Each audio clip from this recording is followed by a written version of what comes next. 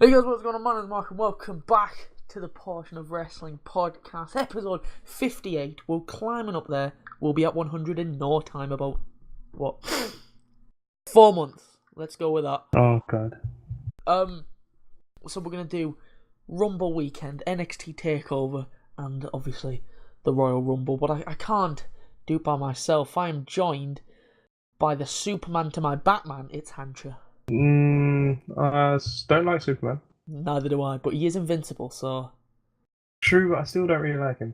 I'd rather pick... Come on, pick a different character. And I am joined by the Batman to my Deadpool. I like Deadpool. Okay, I'm fine with Batman. There we go. Batman. We've done it, ladies and gentlemen. Deadpool 2's coming out soon, isn't it? Yep. Be good. I'm erect. I wouldn't go that far, but yeah, I'm looking forward to it. So, enough about comic book movies. Let's go on to wrestling. I would rather just talk about comic book movies, but yeah. We should do that. We Portion of comic books coming soon. So, the Graps Rumble weekend. It was alright. It was decent. Yeah, considering they've been giving us nothing but trash for about, forever. The last Rumble I enjoyed was 2010. Oh God! So that is a long time ago. A long ass time when Edge came back and won. Oh yeah, I remember that one. That was great, wasn't it? That was great. Yeah, no, that was good. Edge is my boy. Oh yeah, I was a big fan of Edge. Since always felt sorry for Christian. What was that? Always felt sorry for Christian. Yeah. He was good, but he was just no Edge. Yeah, he was because he was standing next to Edge. It always made him look worse than he was. But I did like Christian. But yeah, so, Edge was that dude. Let's get into the Graps. But before we actually do, they've just announced somebody else that's going in the Hall of Fame. Do you want to take a guess? Or do you know? No, I have no clue. They are going to get the tables because it's the Dudley Boys. Oh, okay. Fair enough. I thought they were already in. Now that I think about it, yeah, I would have assumed that they was in at some point, but okay. Mental. Obviously, they came back on Raw, put Heath straight through a table. So, you know. Speaking of Heath, Iron Man of the night. He wasn't. But, you know. Wait, what? He was the Iron Man, wasn't he? Why was he the Iron Man? Lasted about 30 seconds. Oh. Yeah. Got rid of Sheamus in, record time. That's true. I didn't think they do that to Sheamus. I thought on his birthday as well. Has he done something backstage to where he's pissed someone off? He did win the tag titles though, so... True, but speaking of people who piss people off, is Ty Dillinger banging Stephanie or something? Because why is he getting buried that badly? My boy. I almost feel bad for your boy. Buried beyond belief at this point. Feels bad, man. Yeah. But we'll get onto that later on. But first, NXT Takeover, Philadelphia. Brilliant show. Top to bottom. I wouldn't say top to bottom, but... Perfect. Which match? Velveteen Trash versus Cassius Trash. Fuck off now. How many botches were in that match? Are you kidding me? Velveteen Dream. So you're telling me that was a crisp, smooth match? It wasn't a crisp match, but it was a Velveteen Dream match, and he is the best in the world. The man is 22. I mean, that dragged it down big time. Come on, he dropped Cassius Ohno, but can you blame him when Cassius? Yeah, I'm not blaming it all on him. I said both the lump. Yeah, look at the side. I mean, the fact that you can pick him up at all is pretty impressive. Exactly. That's a heavy man. Very heavy man. I don't think heavy's the right word. Yeah. That's an obese man. Yeah, you're right. There was a match that the ending really annoyed me. But I've seen a lot of people praise it. But I don't ending get of that. Which match? Women's. What, the Royal Rumble? No, the Shayna Baszler Ember. Oh, okay. I didn't like the ending. We'll get onto that later on, though. I think it protected her from her performance in the Rumble. Ember, I mean. Yeah. That one. I wasn't expecting her to come out. I mean, Hoover, not at all. Lots of shocks in the women's one, and actual good shocks that we didn't even think of. When Andrade came out, I literally popped so hard. Because he's other than Aleister Black, I'd say he's my favourite in NXT. The moment he turned heel, I was like, this guy's great. I was like, no way is Andrade. I was watching it, even I popped. Yeah. And it's a hit and miss for me for him. So I was just like, if I popped it, I can imagine what Hancha's doing right now. Yeah. Jumping around the room, throwing reggae chicken pasties everywhere. He's gone mentally. Well, that was pretty good, not gonna lie. If I could buy some more, I would. So Philly kicked off NXT TakeOver with a package solely done by Paul Heyman, because obviously it's in Philly. EC-Dub was in Philly. Makes sense. So wrap it all in. And where we kicked off with Authors of Pain, our boys, versus Red Dragon. And I will say this now, Red Dragon are just the NWO. Well, don't compare them to the NWO. Not for that. Not for how good the way they're acting. Kyle O'Reilly was playing air guitar on the NXT title as he came down the ring. Oh yeah, he was, wasn't he? Yeah. The theme song is just, it reminds me of that. They're just modern day NWO. Yeah. But you know, our boys attacked Red Dragon. Because you know, I like the fact it was heel versus heel. Well, yeah, it was pretty much heel. Authors of Pain were being popped finally. Because remember, everyone used to hate them. Like we were the only people on the planet who liked them. It was what was it? It was either in the ladder match or the 3-way match, the elimination match, where they were chanting like "No one likes you." Yeah. And I remember on the recap, me and you were just going, "We like them. Yeah, we think they're amazing." Yeah. And now all of a sudden they're getting cheered. I don't know. Bandwagoners. That's what you. That's what it is, man. Day one, us two. Yep. Day one. Saw it from the beginning. OG. We meet them and we go, "Yo, we liked you from the start." You can go back and even see that we did. Yep. My boy, Jesus, you're a big man. Yeah. Please don't hurt me. Yeah. Paul, protect me, please. So our boys just kept attacking Red Dragon, and one moment Kyle O'Reilly, he just dropped to his back and then just started to kick the legs. You know, you come down to me. Yeah. And then, I mean, they're both martial artists as well. The smaller guys, Bobby Fish. Yeah. But one of the big ones is as well. So. Yeah, and the other one's an amateur wrestler. Yeah. So. I mean, not saying they would win, but I'm saying at least there's some legitimacy behind them. One of them's a weightlifter as well. Oh god. Yeah. Mental. Bobby Fish, a highlight of mine, just screaming, "Wait, we can talk about this," while the AOP was after him. Yeah. One of the Authors of Pain tweaked his knee storyline, and that was really where Red Dragon went in it with. Yeah, as soon as I saw that, I was like, "Oh, so that's how they lose." Just like all the time, just attacking that knee, and but the change of point again was when Fish went to attack the other Authors of Pain on the apron. He just no-sold it. And he just came in and kicked the shit out of everyone. Yeah, pretty much. Brilliant, because just have them go wild. That's what fucking Samoa Joe was on the pre-show. This was he? He was on the kickoff panel. Is he injured or something? I think he got a foot injury. Because where has he been? Vince don't like him. Vince is an idiot. It should be Samoa Joe versus Brock Lesnar for the title at Mania. Samoa Joe versus anyone. Yeah, I want him with the Universal title though. That's what I want to get. Come on now, that's not happening. Yeah, because he's not thin.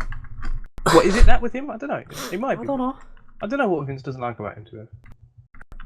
I was going to say he was a TNA guy, but then not AJ. True. But remember at first, his whole plan was to bury AJ. Yeah. Remember that? His whole Maybe plan Samoa Joe's not making money. Yeah, that's the thing. He was going to bury AJ, and then he thought, "Oh, you sell t-shirts. Give me that." Think about how bad that would have been. He literally was about to bury AJ though for his whole career. Yeah. We would have been screaming. Would have been if Ryback did it. Yeah. I'm dumb as fuck. And Ryback would have been just the start. He probably would have had him lose to everyone else as well. Would have lost to Cena. Oh wait. Yeah, don't know. One of the Authors of Pain did a fall-away slam, and basically Samoan drop, but it wasn't really a Samoan drop. He just landed on the other one. Yeah. That must have done it. Then they got the injured guy. It was Akam in the knee bar, and Fish had a bear hug locked in on Razor. I don't like bear hug. Trash. Fade him, but then he just chucked Fish off of him and onto O'Reilly, which broke up that submission. Akam, oh my lord, just reading these notes and I remember he got him in the corner and was just hitting knees to the face of O'Reilly. Oh, he was killing him. They looked stiff. He was killing him. And O'Reilly, he didn't have his hands up or anything because he's an hard man. Yeah, they're tough guys. They just take it. You can like tell who's been on the indies because they're just like, you want to kick me in the face? Go for it. Yeah. Like if that was Cena, we know he'd have both of his hands up. He wouldn't even be trying to hide getting his hands up. He'd have both up. Basically, if you want to play hide and seek and you cover your eyes, that's what his hands would have been like. Yep, pretty much. But he was just taking them. Straight up. Our boys got both a Red Dragon up, went for the Super Collider. Much better than that fucking last chapter shit. I hate that finisher. That's the only thing I don't like about these guys. They hit it on Fish, but O'Reilly reversed Akam with a Hurricane Rana. Razor went flying as well. Then O'Reilly rolled up Akam for the 3 count. So which I like the way they did it, so it still keeps them strong. Yeah. It was a good match, this one. I enjoyed this. Yeah, it was no decent. high spots, because, obviously, Akam and Razor aren't going to go fucking flying around the place. You don't need that for a great match, anyway. Just nice ring IQ. Yeah. Or Red Dragon. Sense. Just a good booking, made sense. Red Dragon didn't go for many big moves. They were just targeting that leg. Yeah. Reminds me of Revival when they were good. Yeah. They're still good, but they've been on main roster for about a year now. So, they haven't done anything. They've been injured for most of it, though. Yet again, after the match, Red Dragon lied still on the floor for a good 2 minutes. Just like after the War Games match. Again, just showing that they've been in a fight. Yeah, makes sense. And when they were walking up the ring, they were falling all over the shop. So, one thing I didn't like was Percy Watson, that waste of space. Right? He's trash, isn't he? He said the reason that Authors of Pain lost was a lack of communication. A lack of communication that one of the guys got sent flying into his teammate. Move, I'm coming. He's gonna reverse me. Move out the way. What could he do? He's not as bad as Byron Saxton. I'll tell you what, Byron Saxton needs to go. He's the worst of the worst. Don't like him. I might hate him more than I hate Michael Cole, and that says something. Oh, I definitely do. But Michael Cole's been trash. But Michael Cole marks out when Elias comes out. I don't know. Cole marks out when Elias comes out, and I enjoy that. The one thing I like what he does. Nigel McGuinness was on commentary, just realised. Because he was ill. I don't care, Nigel. I can't tell if you're being sarcastic or... Nah, I'm genuinely serious. Apparently he was ill. Oh. So, man up, Nigel. I'm ill. I'm here. Man up. Please come back. Don't leave us with Percy Watson ever again. So, in between these matches, pretty much for the entire night, they kept cutting to the crowd to show the new signings. And up first was War Machine, and I'm very excited to see these in the dubs. Them versus Authors of Pain would be absolute carnage. I didn't realise they were signed, so when they showed up, I was like, what the hell are they doing there? Them, Ricochet, Candice, had to think then. And EC3 didn't even 4. The only one I knew about was Ricochet, so I was like, what? They all got announced together. How the fuck do you miss them? I have no idea. So Red Dragon won, retained. We move on to the best match that Hancha's ever seen. Oh. Velveteen Dream. Why is he like so over? Because he's amazing. What's amazing about him? He's just got charisma dripping off of him. That man has been dunked in charisma.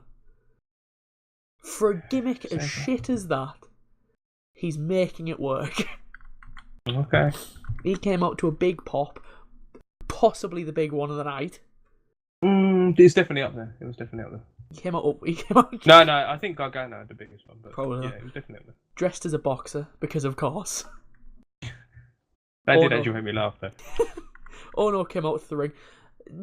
Nothing. No crowd reaction that I could hear. Not really. I think no. they're kind of just like the neutrals him. It's kind of like, even though I don't like to say it, remember when Drew McIntyre, he started to just get no reaction. Yeah. Kind of similar. Don't know why they're not doing anything for McIntyre. They never did. Weird. Like, I'm a much bigger fan of McIntyre than I am Ono, for sure. Who isn't?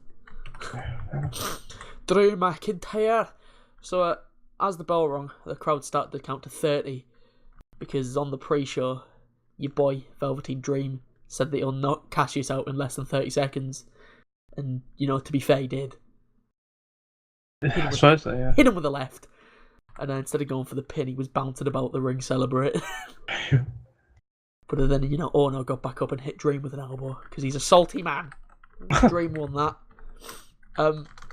So a few sloppy moves in here, Hancha. Yeah. Do you want to explain them? As I can remember, so Cassius Ono was running towards him. He jumped up. He was meant to be caught in like a Death Valley Driver. Death Valley Driver. And they just I don't think it was mistimed. I just think he underestimated how heavy he was, basically. I don't and think he Dream pretty had much it killed him. Yeah. I don't know what they was thinking when he was doing that spot. I don't know if maybe it was Ono's idea. He was like, "Yeah, just catch me, dude." And it's like, catch me, I'm like, mate, have you seen? What? Yeah, exactly. I'm in best shape. Look at the size of you. I reckon Dream was he was running out and going, "Yeah, I got this. He jumps. The minute he hit his shoulder, he just, "I don't got this." Yep. That was not a good idea. I would have had to come off. That would have looked amazing, though. It would have. I wasn't even annoyed when that happened. Now I can remember saying, "Oh, that's disappointing." There was also, I don't know what it was. It was a DDT that was basically Sister Abigail.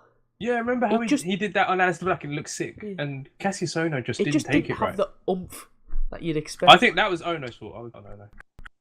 Like he just meh. Yeah. It didn't have the sucks. ooh. Yeah. And that messed up Death Valley Drive actually led to the ending when Ono was going for that sneak elbow that he does. I'm not sure what it's called. Where it looks like he's going for a neck breaker and he just smacks them with an elbow. Yeah. But Dream ducked, got him up, hit a proper Death Valley Driver. Love the spin he does at the end. Straight back on his feet, goes to the top rope, hits a purple Rainmaker elbow. I know you love that name. And covers Cassius for the win. So my boy... He jumped off the actual post. I know, I spotted that as well. Mad. So Hancha, Velveteen Dream. He's your boy. First it's ever not Black hate, it's WWE just like... champ. First ever Black WWE champ. Let's be honest, they don't do... Gimmicks like that don't do well on the main roster. Mad that people want it as well. He's over. He is, yeah. But so was Tyler Breeze at one point. So. I'm scared of when he gets to main. Yeah. Oh. And he's black, don't forget. It's like, this is Triple H booking this show, but Vince will be booking the main show. I have a feeling that Triple H loves him. Who doesn't? You, because you're a hater. I don't hate him. I just Why don't. don't you I stick just don't up get for it. your boy? I just don't. He just hasn't shown anything good so far. So it's just like neutral. He won Feud of the Year and Match of the Year. Aleister Black No, he won didn't win Feud Match of the Year. Not him. No, come on now. Come on. You know that's not true. Both equal parties. I was going to say they were Match of the Year, but that's just not true. That was obviously Dunn versus Tyler Bate, because obviously it was. That might have got beaten tonight, though. What, main event? Or Cole Black? Yep. Oh no, main event. So Dream won that one, and we move on to Shayna Baszler versus Ember Moon for the NXT Women's title. Just basically the entire match, Shayna was attacking the left arm. And that was it. Pretty much. No high spot, no anything, just going after that left arm. Ember did though manage to hit the Eclipse, but couldn't go for the pin. And the ref calls for the doctors. And then Shayna again went after the arm, and literally had Ember in an armbar for what felt like a good 5 minutes. And Ember just didn't tap. To be fair, they got me with the false finish because I was like, oh, she's definitely going to tap eventually. Exactly. Ember looked like she would get out, but then Shayna brought her back. That happened a good 6 or 7 times. Yeah. Before eventually Ember stacked her up, shoulders down, and Ember retained the title. If you think about it, Ember was booked like really strong in that. In that match. Not sure how I feel about it. I'm fine with it, to be honest. I don't like the finish. I'm a fan of Ember. It was the finish. I don't like it. Oh, what, the roll-up? What? You'd rather... The amount of time that Ember spent in the armbar. Oh, true. It makes the armbar look weak as hell. Exactly. Yeah, you're right, actually. Yeah, Shayna's a legit MMA artist. Yeah. That is kind of strange now that I think about it. No, I don't know. She should have broken her arm. Exactly. No, I don't know about you, but when a legit MMA fighter locks in any kind of submission, it's normally night-night. Yeah, it's within over. Within about a minute, unless you're mental and decide to stay in there. But WWE likes to think themselves above fighters. Yeah.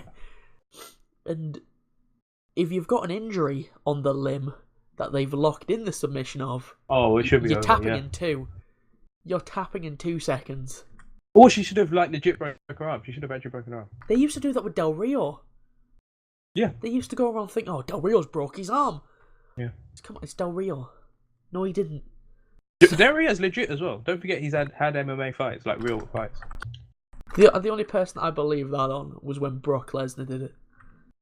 Because they had that way. Oh, he's broke. Trips arm. Oh yeah, I remember that. I think he broke his twice or something. Yeah, and Shawn Michaels' arm as well. Shawn Michaels. I didn't like that one, Brock. That's my boy. So Ember won that one. Decent match. Poor finish for me. Yeah, it was alright, but now that I think about it, you're right. The finish is actually, the finish is kind of whack now that I think about it. I'm here to open people's eyes. I see. So again, like I said, between the matches, camera cut to crowd, and they cut to Ricochet this time, and it was at that point where I was like, he's not in the Rumble. Yeah, true. Yeah. The Philly crowd ate him up. Yeah. They were going mental for him. Watch them put him in the cruiserweight division. I bet you. Can't wait for that. They need a champ. Oh, that's true. What's going to happen with that, though? Don't know. Couldn't tell you. Cedric needs it. Yeah, I agree. Give it to our boy. Like, kayfabe wise, what are they going to do there? Because they're not going to come on TV and say Enzo raped someone, so we've got to change the champ. What are they going to say? They should do that, though. Cedric comes out and go, yo, right. We still don't know if he was supposed to face Enzo for the title at the Rumble. And, he raped someone. Apparently. Potentially. I need that belt. Yeah. Mine. Just do that. It's fine. So, next match was Aleister Black versus Adam Cole. Baby! Not the last time we're going to talk about Cole. Cheeky. Spoiler? I fucking popped when that happened. So it was during this match that I thought I had the ending of the main event spoiled for me. Because as Adam Cole was looking under the ring for weapons, I spotted a monitor that was working, and it was hooked up to the network. So I was like, oh, someone's underneath the ring. Oh, they weren't. I didn't notice that. He wasn't underneath the ring. Spoilers. Mm. So why was there a working monitor under the ring? No clue. Just weird. What I liked about this match was that Aleister just didn't use weapons. And which I thought was interesting. To be fair, neither did Cole, because every time he tried, Aleister Black dodged them. True. Well, except that one shot when he was doing the backflip. Oh, that's mental. There was a point where they both had kendo sticks, and Black threw his down, and Adam just looked at him and shouted, "You're a stupid, stupid man." Which he was. Look at his face, like. Yeah. Phone just went off. But then Adam charged at him, and Black again dodged the kendo stick, and this is where they finally hit him when he went for the springboard moonsault, but Cole flush on the stomach with a kendo stick. Great timing. That couldn't have felt good. Oh, great timing. I like that one. Jack's just sent me a message here. Now, he's watching the thing. Oh no, never mind. He sent me a wrong one. What a bitch. What an idiot. Got my upset then. I want updates of what he's doing in the Rumble. I'm gonna send him a DM now, actually. Just be like, yo, send me updates. Yeah, Adam caught him flush on the stomach, which can't have been nice. Yeah. Crowd started to chant, "We want tables." So Cole, being the nice man he is, he acting like a face, but yeah, sure, why not? Set that up at ringside. He's trying to hit a superplex from the top rope, which would have been mental. Black reversed, threw Cole back in the ring, and his thigh caught the corner of a bin. Which was Cole was bleeding from the hands. I felt. Yeah, where did that was that from the ladder? I'm not sure. I don't know when that was. Like, I saw blood, but I didn't know where it came from until the day after, where I was watching some videos, like reviews and stuff. And they went, "Oh, Cole was bleeding a lot from his hands during this match." I was like, "Why his hands?" Yeah, I think it might have been. You know when Black tossed him onto the ladder when he tried to break his foot? Oh yeah. I think it might have been when he landed on the arse first and his hands a little. Yeah, that was it. Yeah. Love the way he sold that one. Yeah. Black then also went to ringside and set up another table parallel to the original one, and that will come into play later. And then Black got that ladder that we're speaking of, put it in the corner. Then later on, Cole was hitting punches to Black whilst perched on the top rope. Black picked him up and threw him into the other corner with a ladder there.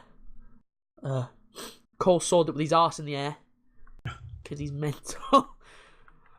Then later on, I was scared for Adam Cole because twice Black set Cole's head up through a steel chair. Oh yeah. I was scared. Would have killed him. I was like, Black works stiff. Like yeah. If he messes this up, Cole's career is done. Yep. But Cole got free. Black went the top rope. Didn't notice that. Cole got through the chair up. Black caught it, and Cole super kicked the chair into the face of Alistair, who then went crashing through both of the tables that were set up earlier on. Kind of felt good either. Yeah. I like the way Black just flopped down. Yeah, he didn't hesitate. Like I can't remember who it was, but we did a review recently where someone hesitated to fall through a table. It was like, screw it, I'll just die. I like that they're just like, oh, it's over. Goodbye. Yep. Horrible spot. I've just read it there and I shivered. Cole set up two chairs, originally facing seat to seat, but then he flipped them so they were facing back to back. Cole was going for something, and then Black picked up Cole and threw him back first onto the chairs, which can't have been comfortable. I'm sure that killed. Can't have been comfortable, that one. They were both then trying to get back up. Cole was using a chair to try and get to his feet, but in came Black, who hit a knee into the chair, which sent it into the face of Adam Cole, which was the exact finish of the War Games match. Which I didn't know. I thought they were just going to redo it then. But as he was going for the pin, in came the rest of Red Dragon to break up the pin. They were set up an announce table. Yeah. Set up an announce table. We're about to put him through it. But then in-ring sanity, for some reason. I guess just because they don't like Red Dragon, I suppose. Probably not. Because they have nothing to do with Aleister Black, so. I don't know. Red Dragon beat them for the titles, didn't they? Yeah. So my thing is, why didn't you interrupt the tag team match where the titles were? Doesn't that make more sense? Oh, they're crazy. Why so? I didn't even see Killian Dane until it was too late. No, The rest of Sanity and Red Dragon were brawling, and Killian Dane shot through the ropes and took everyone out with a suicide dive.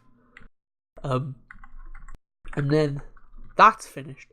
Cole spots Black still idle near the table, goes to take advantage, but Black got free and jumped from a little container box that I'm not quite sure was there. Drove his knees through Adam Cole and through the announce table. How he got enough force to break the table, I have no idea. Because Adam Cole's a light guy, so I thought, the table's not going to break. That's what I was like, that's not going to put him through. Yeah. And then broke. I was like, whoa, he must have really stomped down. He went for that. Yeah. They both got back in the ring. Cole went for the chair, and as he was about to swing for Black mass kick, and he pinned Cole. Kind of caught him like in the shoulder, but what a match! Yeah, it was good. What a fantastic match. Philly EC Dub is back. It's coming back next week. Trust. I'm sure. Paul Heyman told me. Oh, you know him, yeah? Yeah, best buds. I'm his barber. You're his barber? Don't know why I went for barber. Oh, no. And for the final time again, between the matches, the camera cut to the crowd this time to see EC3, who I didn't even know was signed. I didn't. I heard about War Games, Ricochet and Candice, but I think I missed EC3 unless they just kept it a secret. And he's actually using EC3, which I was shocked at. Yeah. Oh, I remember back in the day. Well, they might still change the name, actually. I feel they would have done it by now. But I don't remember when they first signed Kenta. He was Kenta until literally they brought him in and he was like, yeah, I'm Kenta, but I'm changing my name to Hideo Itami. I remember back in the day on the original NXT when he had the whitest name possible. Derek Bateman. I don't remember that. What a white name.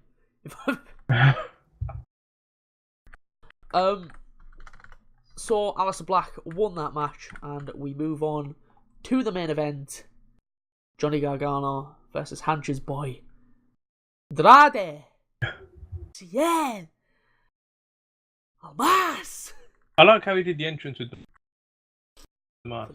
It's the sombrero mask. Yeah. One thing I didn't like, he came out first. Yeah, you're right, yeah. Why? Just because, I don't know, Gargano had his family with him, so it was a big deal, I don't know. Still no Never excuse. happens on NXT. Yeah, true. It's always on main roster. Don't start doing this now. Yeah, don't let us down, man. There was a nice fluid spot where Andrade went for a moonsault from top rope. Gargano rolled out the way. The whole thing was fluid, from the mat wrestling in the beginning to the counters they were doing. This was seriously like one of the best NXT matches I've ever seen. Gargano rolled out the way, then Almas landed on his feet, but hit it straight into a standing moonsault anyway, so it doesn't really matter. Yeah, that used to be one of his signature spots when he was a face, but he doesn't do it as much now because he's a heel. He's not allowed to. Both men were on the apron. Almas was properly going for it. Like he was feeling it last night. Well, last night. Yeah, he was. 2 nights ago. Yeah. He was going for a all the hammerlock strikes DDT. were on point as well. They were smacking the hell out of each other. He was going for a hammerlock DDT on the apron. I love that finisher as well. I love the hammerlock DDT.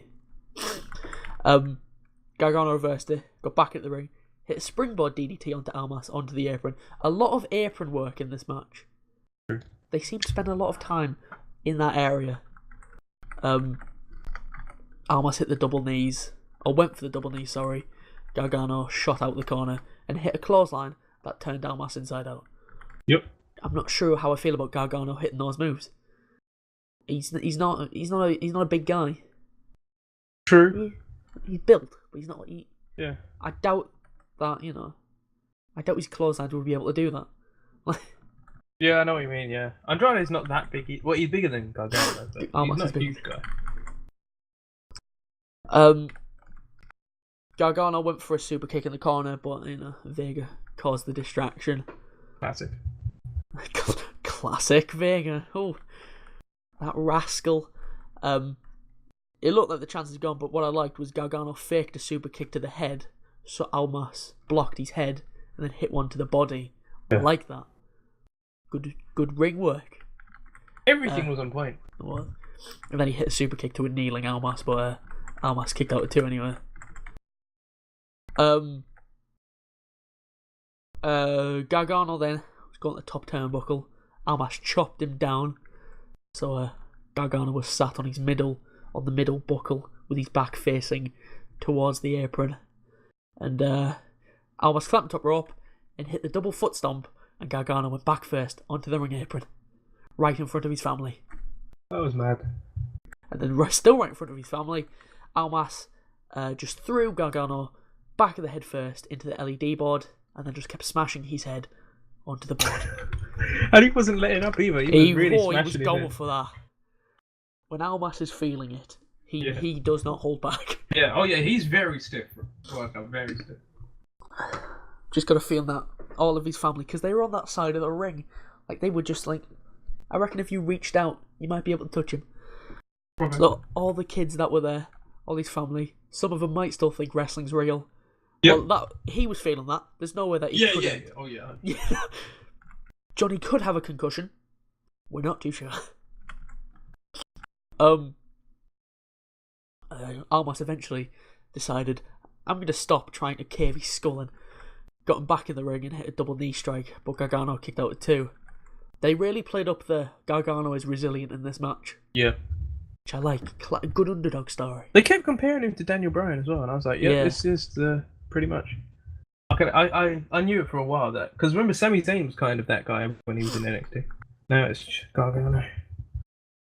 And then when they kept on mentioning Daniel Bryan, I was like, oh, one of my surprise returns is definitely happening. It didn't.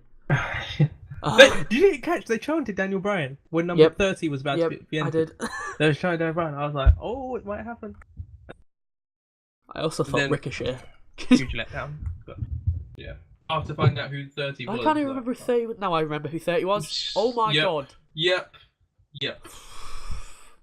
That's how bad 30 was. I watched that about an hour ago. I can't remember who it was. Almas was just slapping Johnny in the face, and then after a while Gargano had a little burst of life, hit an inverted Frankensteiner that Neville used to do. Rest in peace, Neville. Then locked in the Gargano escape. Maybe Neville will come back now. Back to Neville. Well, yes. The reason he left was because he had to lose to Enzo. Yeah, that's true. Oh, that could be good. Please, Enzo, you win. Look, who's won in the end. I bet the company are kicking themselves now. What's happened? They didn't even get rid of Enzo because of the allegations. Oh, it's not, isn't it? It was because he didn't tell them that he was being investigated by police. He didn't tell them? Nope. But in these kind of investigations, don't they have to contact your work and all that? Apparently WWE didn't know. They did. Let's be honest. I don't know. Something fishy about that. Apparently, the girl though is some kind of drugged up cokehead, and she might be lying. Yeah, a lot of people have been saying that. Because apparently there was, this isn't even apparently, there are, because I've seen them, there was texts she sent boasted about how she slept with a WWE superstar she had sex with. Not that she was raped. She was like, oh, I'm in bed with a WWE wrestler now. Yeah. And it's like boasting text to her friends. And I'm like, that don't sound like someone who got raped. But then I'm staying away from that. Who knows? Let's just back up from that. Let's just go away, get ourselves as far away from that situation as possible. Yeah. Wait till it comes out, and then we're gonna mock him if it does come out. Yeah. Or we're gonna say you're a stupid bastard, you little bitch. Depends which side of the coin we're gonna go with. Almas was trying to crawl the ropes. Gargano locked in the Gargano escape. Almas was trying to crawl to the ropes. Gargano pushed him back in the middle, and then Vega came around, tried to drag Almas to the ropes. The ref spotted it, went to sort her out, and as the ref was distracted with her, Almas raked the eyes of Gargano, who then break the hold. Almas again going for the hammerlock. Gargano pushed him away and dumped Almas out the ring before hitting a suicide dive to the back of Almas. Yeah, that looks sick as well because he went straight into the barricade. I don't see how Almas could have protected himself from that. I think they were beyond that. They was like, let's just try and kill each other. Yeah, just because, if he's face on, you can see, get your hands up. Almas had no idea when Gargano would hit.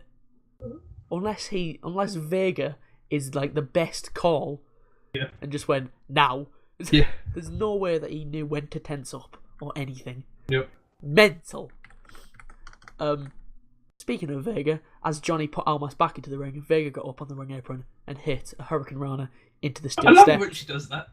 I knew that she was going to do something because she had wrestling boots on. Oh, I didn't know that. She didn't have heels on. She had flats on. No.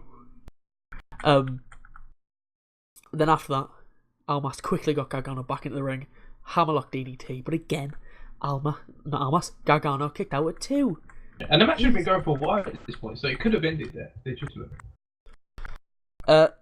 Vega arguing with the ref. Gargano rolled to the outside. Vega was storming around like no one's business. She was going to kick the shit out of Gargano. Yeah. Then Candice LeRae hopped the barrier and started to do some beatdown on Vega, throwing her into the barricade, and Vega legs it through the crowd. And at that point, I was like, Champ is coming now. Yeah, that's what I thought. It's 1-on-1.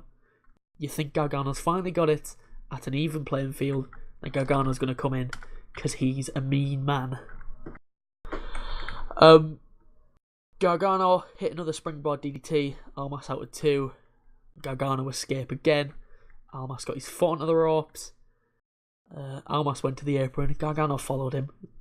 Bad mistake.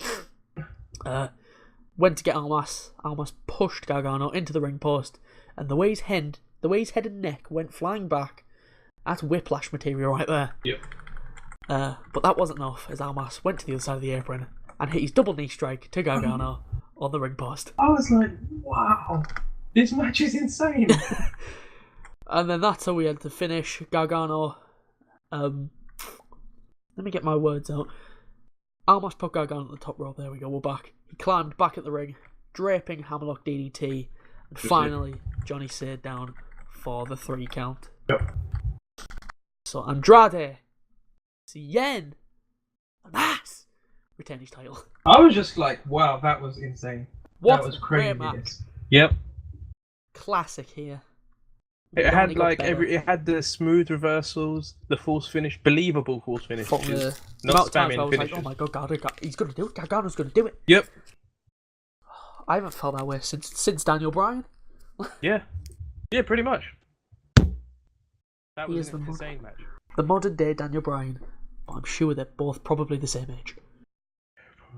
And before this match, I didn't even like Gargano that much. Like, I was like, he's the same as Roddy Strong. He's a really good wrestler, but he's just bland. But I mean, he definitely showed me something to like. Can we just not mention Roderick Strong and Johnny Gargano in the same sentence ever again, please? Come on, they're similar. Very similar. No. They are.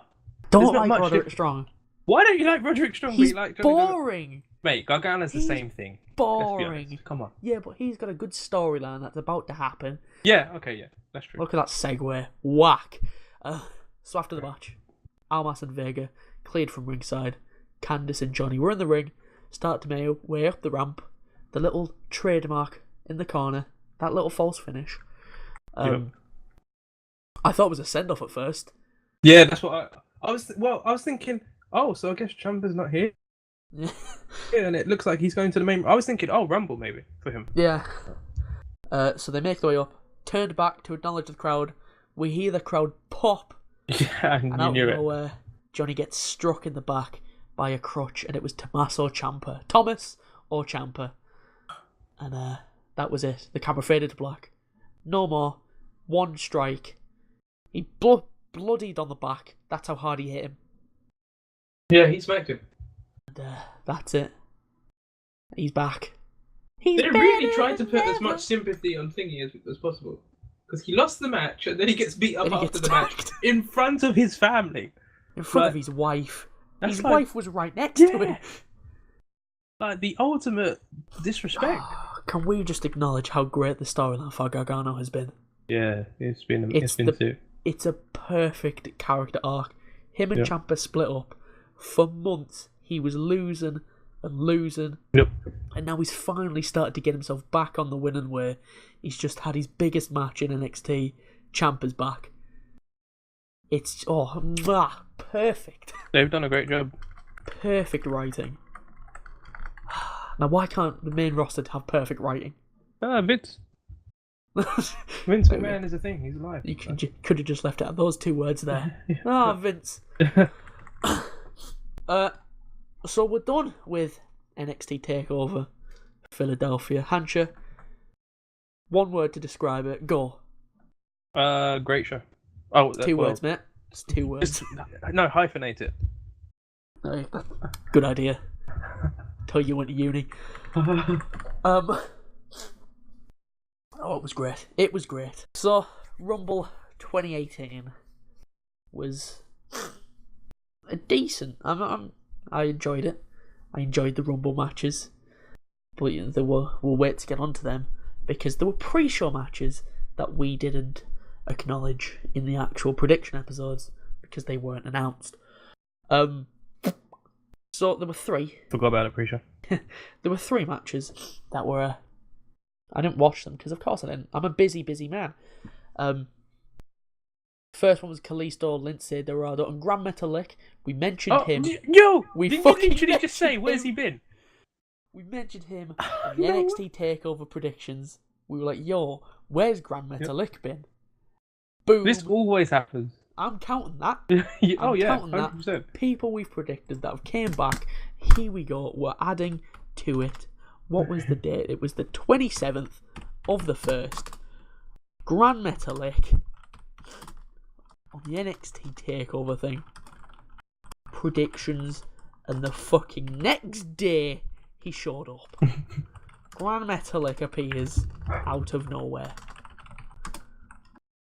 Rumble kickoff. And the match wasn't announced at the time. But then again, the video wasn't uploaded at the time. They're listening. They are. They have to be. This is too many times. Hello, Mr. Government Man. That's 3 now. We've got. Whilst I've been keeping track. Yeah, I was gonna say there's been more, but yeah. We've had Luke and Eric Rowan. We mentioned on the 9th of October, and they appeared on the 10th of October. Mad. Heath Slater and Rhino, we mentioned on the 23rd of October, and they appeared on the 23rd of October. Mental. It's happened to both Kane and Big Show as well. I remember separate occasions. Like, great. I remember Great Khali. Oh yeah, never forget about the Great Khali. Yep. It was a joke, guys. Never do that again. Yep. So, the 3 masked men, just shove all them into one team. They took on TJP, didn't even know he was still employed. Drew Gulak and Jack Gallagher, and Team Kalisto won because of course they did. That's right. You also had Gallows and Anderson versus the Revival. See ya. I forgot about that. Hancha, guess who won? Revival. They did. I think I predicted Revival. You did. I was shocked. Well, I just felt like, they lost the other match, so they'll just try and make it even. That's what I was like. I was like, yo, they're buried after what happened on Raw. Well, yeah, that's true. They are kind of still buried. But then again, so are Gallows and Anderson. They're only not buried when they put them around Finn. I was going to say, they're in a team with Finn now, so. Yeah. The Bobby Roode Open Challenge. Do you know who answered this? No, I'm hoping it was Jinder, because that's who I predicted. You predicted Ziggler. Oh, did I?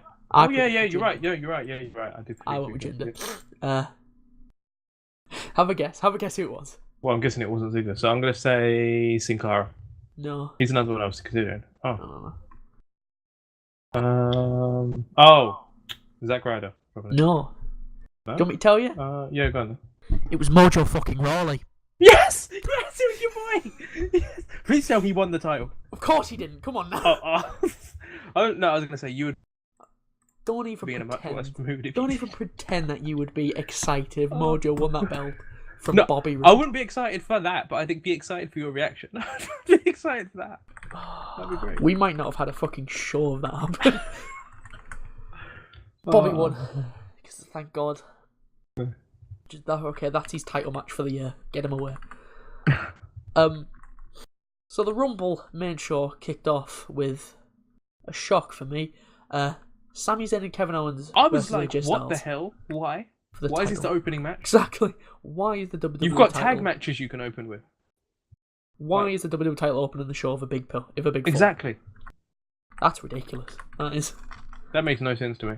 Open it with a Rumble. I mean, you had the men's Rumble in the mid card. Yeah, Put that was first. weird as well. But then again, when I saw that was in the middle, I was like, oh, so Rousey is there. Ronda's here then, isn't she? Yeah. Because that's the only reason you could justify putting the women. Wasn't in the Rumble though. I mean, on last, because Ronda's there. Literally, what was that? Oh no, true, she wasn't. But Rumble. literally, I knew that as soon as I saw the men's match, I was like, oh, Ronda's here. I knew it straight away. I thought I had it spoiled for me. Did you really? I thought I did, but I didn't. So. I was. Yeah, because I was on YouTube this morning, gonna watch a video, and what I always do when there's a pay-per-view that I didn't watch, I just quickly scroll through so I don't see any of it. Oh yeah. And you know where like it buffers and it loads the more videos. Yeah. I saw a blonde woman. It was like half the screen. I saw a blonde woman pointing to the WrestleMania sign. Well, you couldn't even see the Mania sign because it cut off. You could just see her pointing to the top corner. So obviously the Mania sign. Oh, okay. And then when we got down to it, and Ronda wasn't in the match, I thought it was Ronda at first because Yeah. We got down to the final bit, and I was looking. I was like, "There's no blonde women here." And then I spotted Trish Stratus in the corner. I was like, "Surely not." No way. Yeah. No way. And it was Ronda in the end. Oh, it was. But I just thought she won the Rumble. She didn't. Spoilers. Yeah, spoiler alert, jeez. Oh god, it's in the thumbnail anyway, so you know. Oh, okay. So the WWE title match opening the show because For some reason. why not?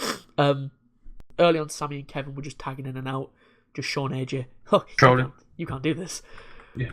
A good spot where AJ had enough and put himself between Owens and Zayn, so Owens rolled out, ran around ringside, slid and tagged in because he is a bastard. Decent spot where both Owens and Styles were in the ring with AJ in the corner. Owens went for a monkey flip, and at first I thought Sami dropped AJ. I thought it was a botch as well. Then I went, oh no, that's a Hurricane Rana. Oh, good. Then I was like, oh, the brilliance of AJ Styles. I went, okay then. There was a moment where AJ had the calf crusher locked in on Owens, and the commentators were mentioning Owens' back. I haven't been watching SmackDown, so I don't know whether he injured it or something. Not too sure. But later on in the match, AJ hit a forearm on Sami, but Owens was there to break it up. Yo, AJ was like not holding back his strikes. He was beating the hell out of Sami. Oh, and let's not ignore the fact that he busted out a move he hasn't done for a while: the backflip into the reverse DDT, the styling DDT. I didn't. When was that? You didn't catch it. He usually does it on the ropes though. Yeah. This time he went to the turnbuckle in the corner and he backflipped off the second turnbuckle and did the styling DDT. I must have missed that. Yeah, he hasn't been doing that much. Because I think most people botch it. Because remember when he was working with Jericho and Jericho botched it every single time. And I remember Kofi. He's hit it with Kofi a couple times, but he doesn't really do that much anymore. It's a move that you need your opponent to really be on the ball. Exactly. Yeah. You can't. And Jericho's old at this point, so you cannot do it with Cena. Oh yeah, definitely. You need somebody like Balor. I reckon he'd be able to do it. Yeah, and Sami Zayn pulled it off very well. I don't like the ending because it's wrong. So let's get into that. Why? Sami went for a tag. AJ got in the way, and Sami did not touch Owens at all. Mm-hmm. The ref didn't even call for the tag. Didn't even do anything. AJ got rid of Sami. Owens came in, went for the pop-up powerbomb. Styles reversed it, rolled up Owens for the pin. Wasn't even legal. And the ref counted to 3. So, That's going to be the excuse for some kind of rematch, or they got screwed or something. I hope so. They did get screwed. Shane McMahon, yet again, getting biased referees for my boy Kevin Owens. Mate, I thought you wanted AJ to win. I predicted Sami and Kevin. Oh yeah, you did. Forgot that. A decent match, just a shame about the cocked up ending. At this point, all I was thinking is, let's just let AJ win so a certain someone can win the Rumble, and let's get that dream match going.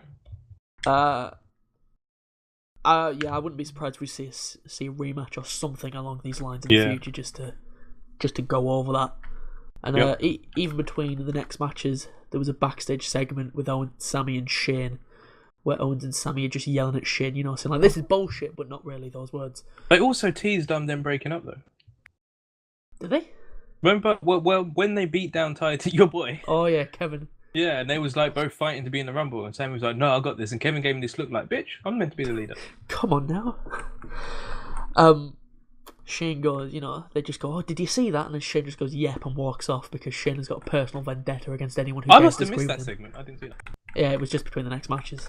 Yeah, I usually were skip the skipping through, in-between bits. If you were skipping through, you wouldn't saw it. So Styles won because, of course, he did. I don't even know why I predicted Sammy and Kevin. There's a lot of these matches where as soon as the match started, I was looking at my prediction and going, "What have you done that for?" What? So next match, us versus the Usos for the SmackDown Tag Team titles. Yet again, we've been screwed. It wasn't a good night for us, was it? But yeah, we were screwed. Now, I don't know about you, but it felt like the Usos were being booed as they came down, which is surprising. They were, and then they started getting cheered again. Yeah, their faces. It's weird, but no. Don't know. Maybe Philly just really hate people who get done with DWI. Yeah, I suppose so. Can't blame them. Good morals. Yeah. I don't even know which one of them got done. Like, No, never. not even saying that by luck. I just don't even know which name. One of the Usos made me laugh when they were on the apron.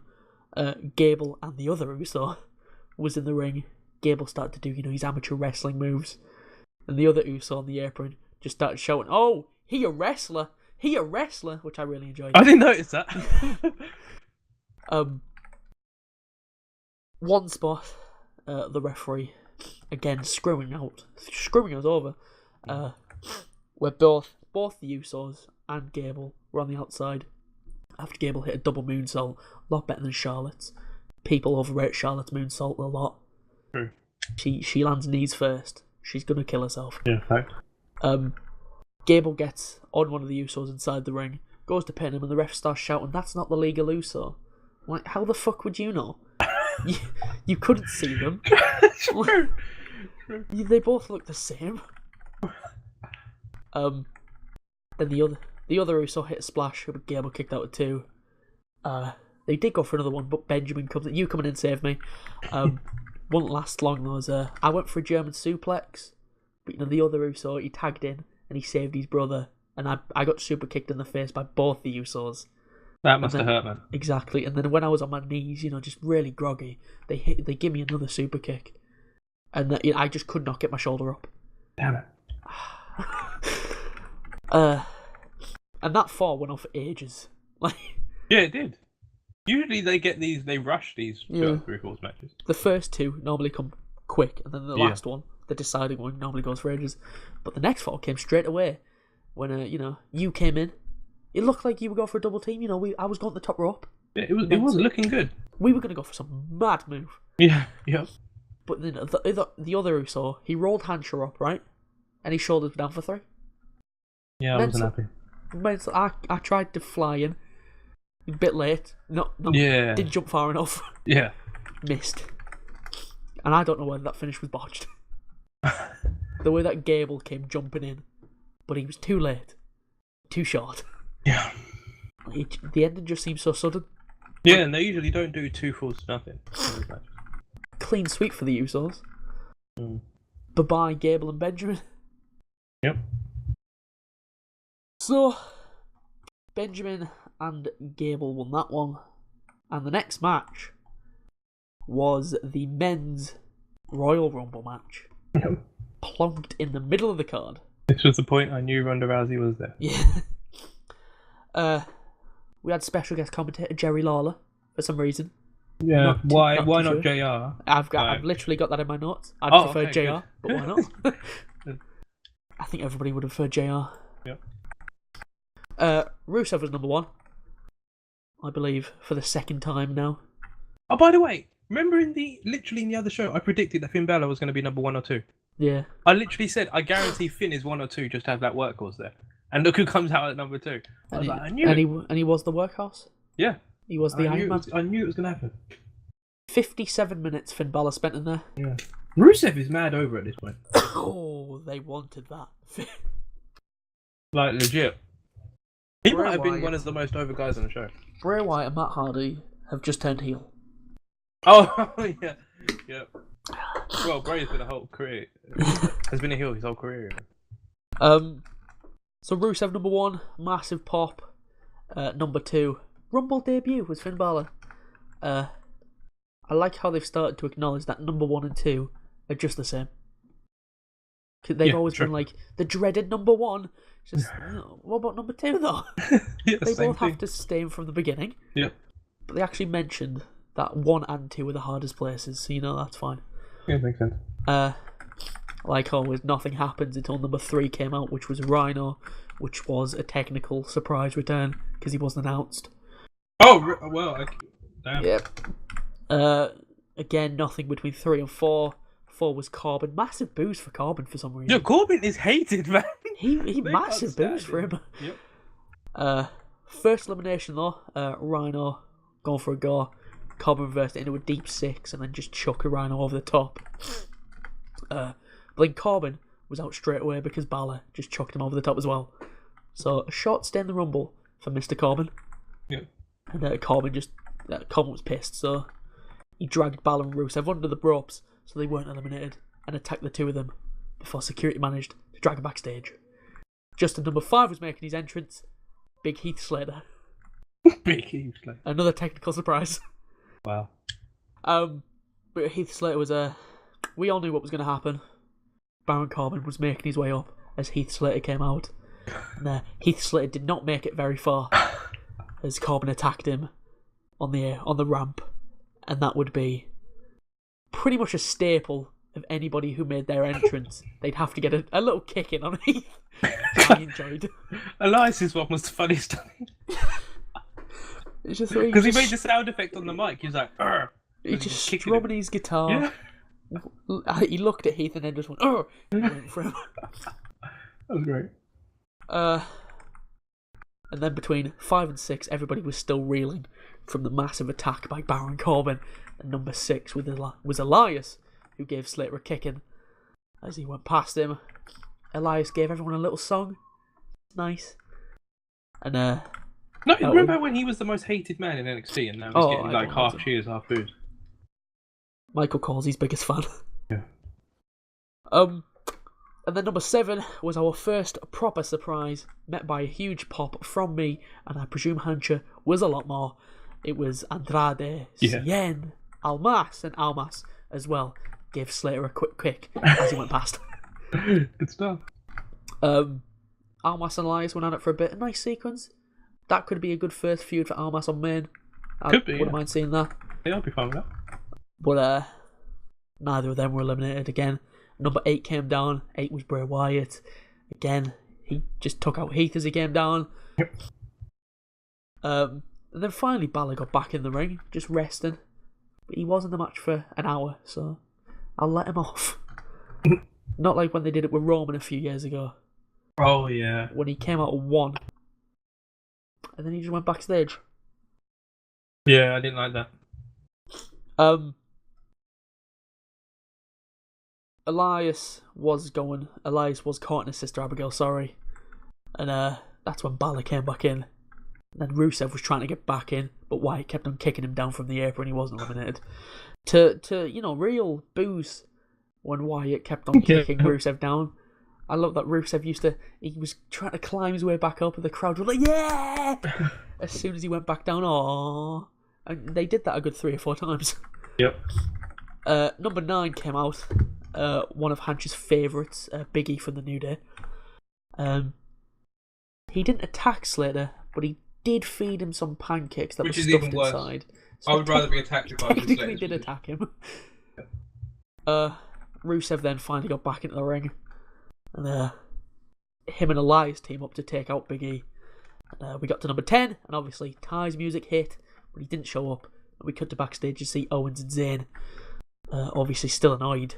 They were beating up Ty so he couldn't enter, and Sammy took Ty's place. They could have picked anyone to get buried, but they chose Ty Dillinger. They chose Ty. They hate him for some. Well, Vince hates him for some reason. I think Triple H must have liked him, but Vince can't stand him for whatever reason. So Sammy was makeshift number 10. Out at 11 was Sheamus. You knew that he couldn't do much because he still had a match. And at this point, Slater was at ringside for a good 15 minutes or so. So Sheamus threw Slater in the ring, presumably for an easy elimination, but Slater got up and eliminated Sheamus in 2 seconds. Damn. And that is going to go down as one of the quickest eliminations in Royal Rumble history. Unlucky boy. What an awful birthday present. Yep. Oh, Yo, Keith. Corey Graves, when he was like, Sheamus' birthday's on Rusev Day? Like, Corey was really trying to sell the Rusev Day thing. What do you mean sell? It's over. It's over already. Heath won't last much longer anyway because Wyatt hit him with his sister Abigail and chucked him over. Jerry Lawler here can't tell the difference between Cesaro and Sheamus. Oh yeah! He called him Cesaro. Claire, Cesaro was just eliminated on his birthday. One of them is bald and from Switzerland, and the other is a ginger Irishman. They couldn't be further apart if you tried. True that. Out at 12 was Xavier Woods. Nothing really happened between then. 13 was Apollo Crews. Again, nothing happened until 14. And 14 was Nakamura, which I feel was quite early. Considering... That's why I was worried when he came out there. I was like, well, he's not winning yet. He was a lot of people's favourites to win, and rightfully so. Philly went wild for Nakamura. Oh, yeah. He got an elimination as well, as he put Zayn on the ropes, did his running knee to the gut, and that took Zayn over, and he went to the floor. This dick sucker Byron Saxton was having an orgasm on the Oh my god, I hate Byron. commentary. He was having an orgasm over Sammy being I like how Michael Cole eliminated. called him out. This guy needs to calm down. Michael Cole called him. He went, what happened to you since you moved to SmackDown? And he went, what do you mean? I'm just calling it as I see. And Michael Cole went, you used to be a lot more unbiased than this. Yeah, I was like, true. Good. well done. So now it goes, Byron Saxton, then a little bit above Michael Cole. Yes. Like you can't even see the gap between them. And then again, you can't see the gap between Michael Cole and Percy Watson. Yeah, true. And then yeah, a little Byron bit, is the worst. the little bit is Tom Phillips. Yeah. And then if you just look right up, you'll see Nigel McGuinness and Corey Graves right up there. Yep. Oh, I love Nigel McGuinness. He's brilliant. Yeah, true.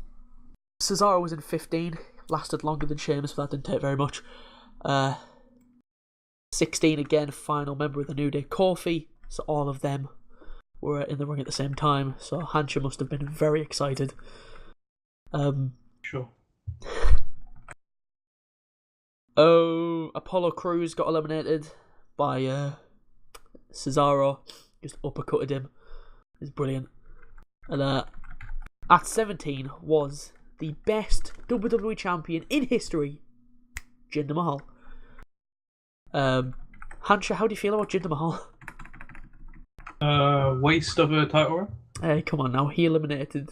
We'll get onto it, actually. Oh, no, actually, yeah, no, he's over Exactly. with me. You're right. I forgot about that. Yo, Jinder Mahal for champ again. What am I... I forgot about that. He got elimination as he was in the corner. Xavier ran at him. Jinder just lofted him over on the floor. He also got rid of Big E. He hit a big boot that sent Big E to the floor. So, I presume Hancha, he's in your good books. Yeah, that's why Jinder's over with me right now. I completely forgot. You're right. Number 18 came out. That was Seth Rollins.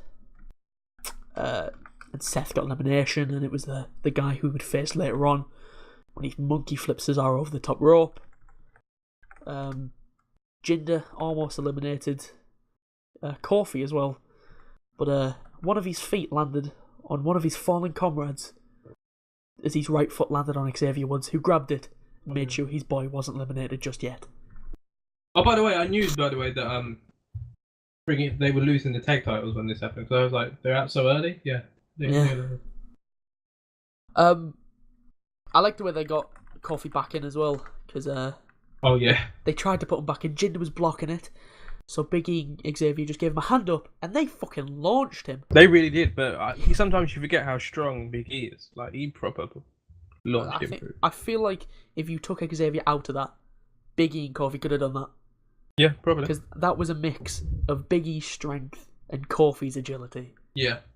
Because, you might not like them, but Kofi is fucking good. Yeah, he's an athlete, yeah. And they just launched him back up over the top rope and behind Jinder, and Kofi hit a Trouble in Paradise on Jinder that sent him flying. But Kofi wouldn't last much longer as he turned around into a hammerlock DDT by Almas. And the New Day were on one side of the ring where Almas was going to throw him out, so Almas, being the smart man he is, turned around and chucked him out the other side. So again, Hancha must be excited. He already loves Andrade, so yeah, just one of the just another tick in the Hancha column there for Andrade. Solidifying him as one of my favourites. That's all. Number 19 was Matt Hardy. Obviously, Bray and Matt stared each other down before Rusev came in to attack both of them, and they both teamed up on the poor guy. Yeah, they were working together, which was weird. Eliminated him, and Philadelphia went sour quickly. Yeah, they weren't happy with that. Massive. Roman winning the Rumble and Rusev being eliminated here, pretty much the same thing. They soured. Yeah, they weren't happy. But they wouldn't last longer anyway, because they were both out. They took each other out in a double elimination. The crowd didn't care because they took out their guy. Out at 20, Jerry Lawler jizzed in his trousers because it was Cena. Oh yeah, that was annoying. He really did, didn't he? As well? For years, the erection that Jerry Lawler has had for Cena has been mental. And Michael Cole as well, to be honest. Not as bad as Jerry Lawler. JBL again. Yeah, you're right. All these heel. Seems to always heel. They always get behind Cena. Yeah. That's not how heel and faces work. Because they're insecure. But, well, he's polarizing. Exactly. Big match, John. Oh. Yeah, how is being polarizing a good thing, by the way? You know? But as soon as he got in the ring, the entire ring went straight after Cena. Yep. Because who cares? Because 3 seconds later they forgot about it and they just stopped. And then Cena casually dumped Elias out of the ring. Of course, buried him. And just after that, number 21 came out, and we need to stand back because there was a hurricane coming through. I actually forgot about him. Gregory Helms in the match in his superhero gimmick. But he didn't last long. He's like literally buried that gimmick in like every interview he does. The hurricane thing. How he didn't like that. How he thought that was ridiculous and that. So I'm surprised he came back. I thought he loved it. I thought he didn't like it. He said he loved it because he's just a massive. Or he wanted to be taken more seriously. Come on now. He didn't last long anyway because Cena hates fun. He just again yeah, I guess the same way he just dumped Elias out straight over the top. And then out at number 22, the only real saving grace of this being a very good Rusev Day was Aiden English. Jerry Lawler got a chuckle out of me. Ooh. He asked Corey, just getting sick of Byron's shit. He said, you have to work with Byron every week, which Corey unfortunately agreed to. And Lawler came back with, I love this. He went, well, I used to call Jim Ross by his initials, so maybe you should start calling Byron by his. BS. Brilliant. That's not bad, actually, yeah. He got a chuckle from me. And he should start doing that as well. He should just start. You bullshit, Byron. Bullshit. Now, number 3, to the biggest pop from me, was Adam Cole. Baby! I wasn't expecting this. Neither did I.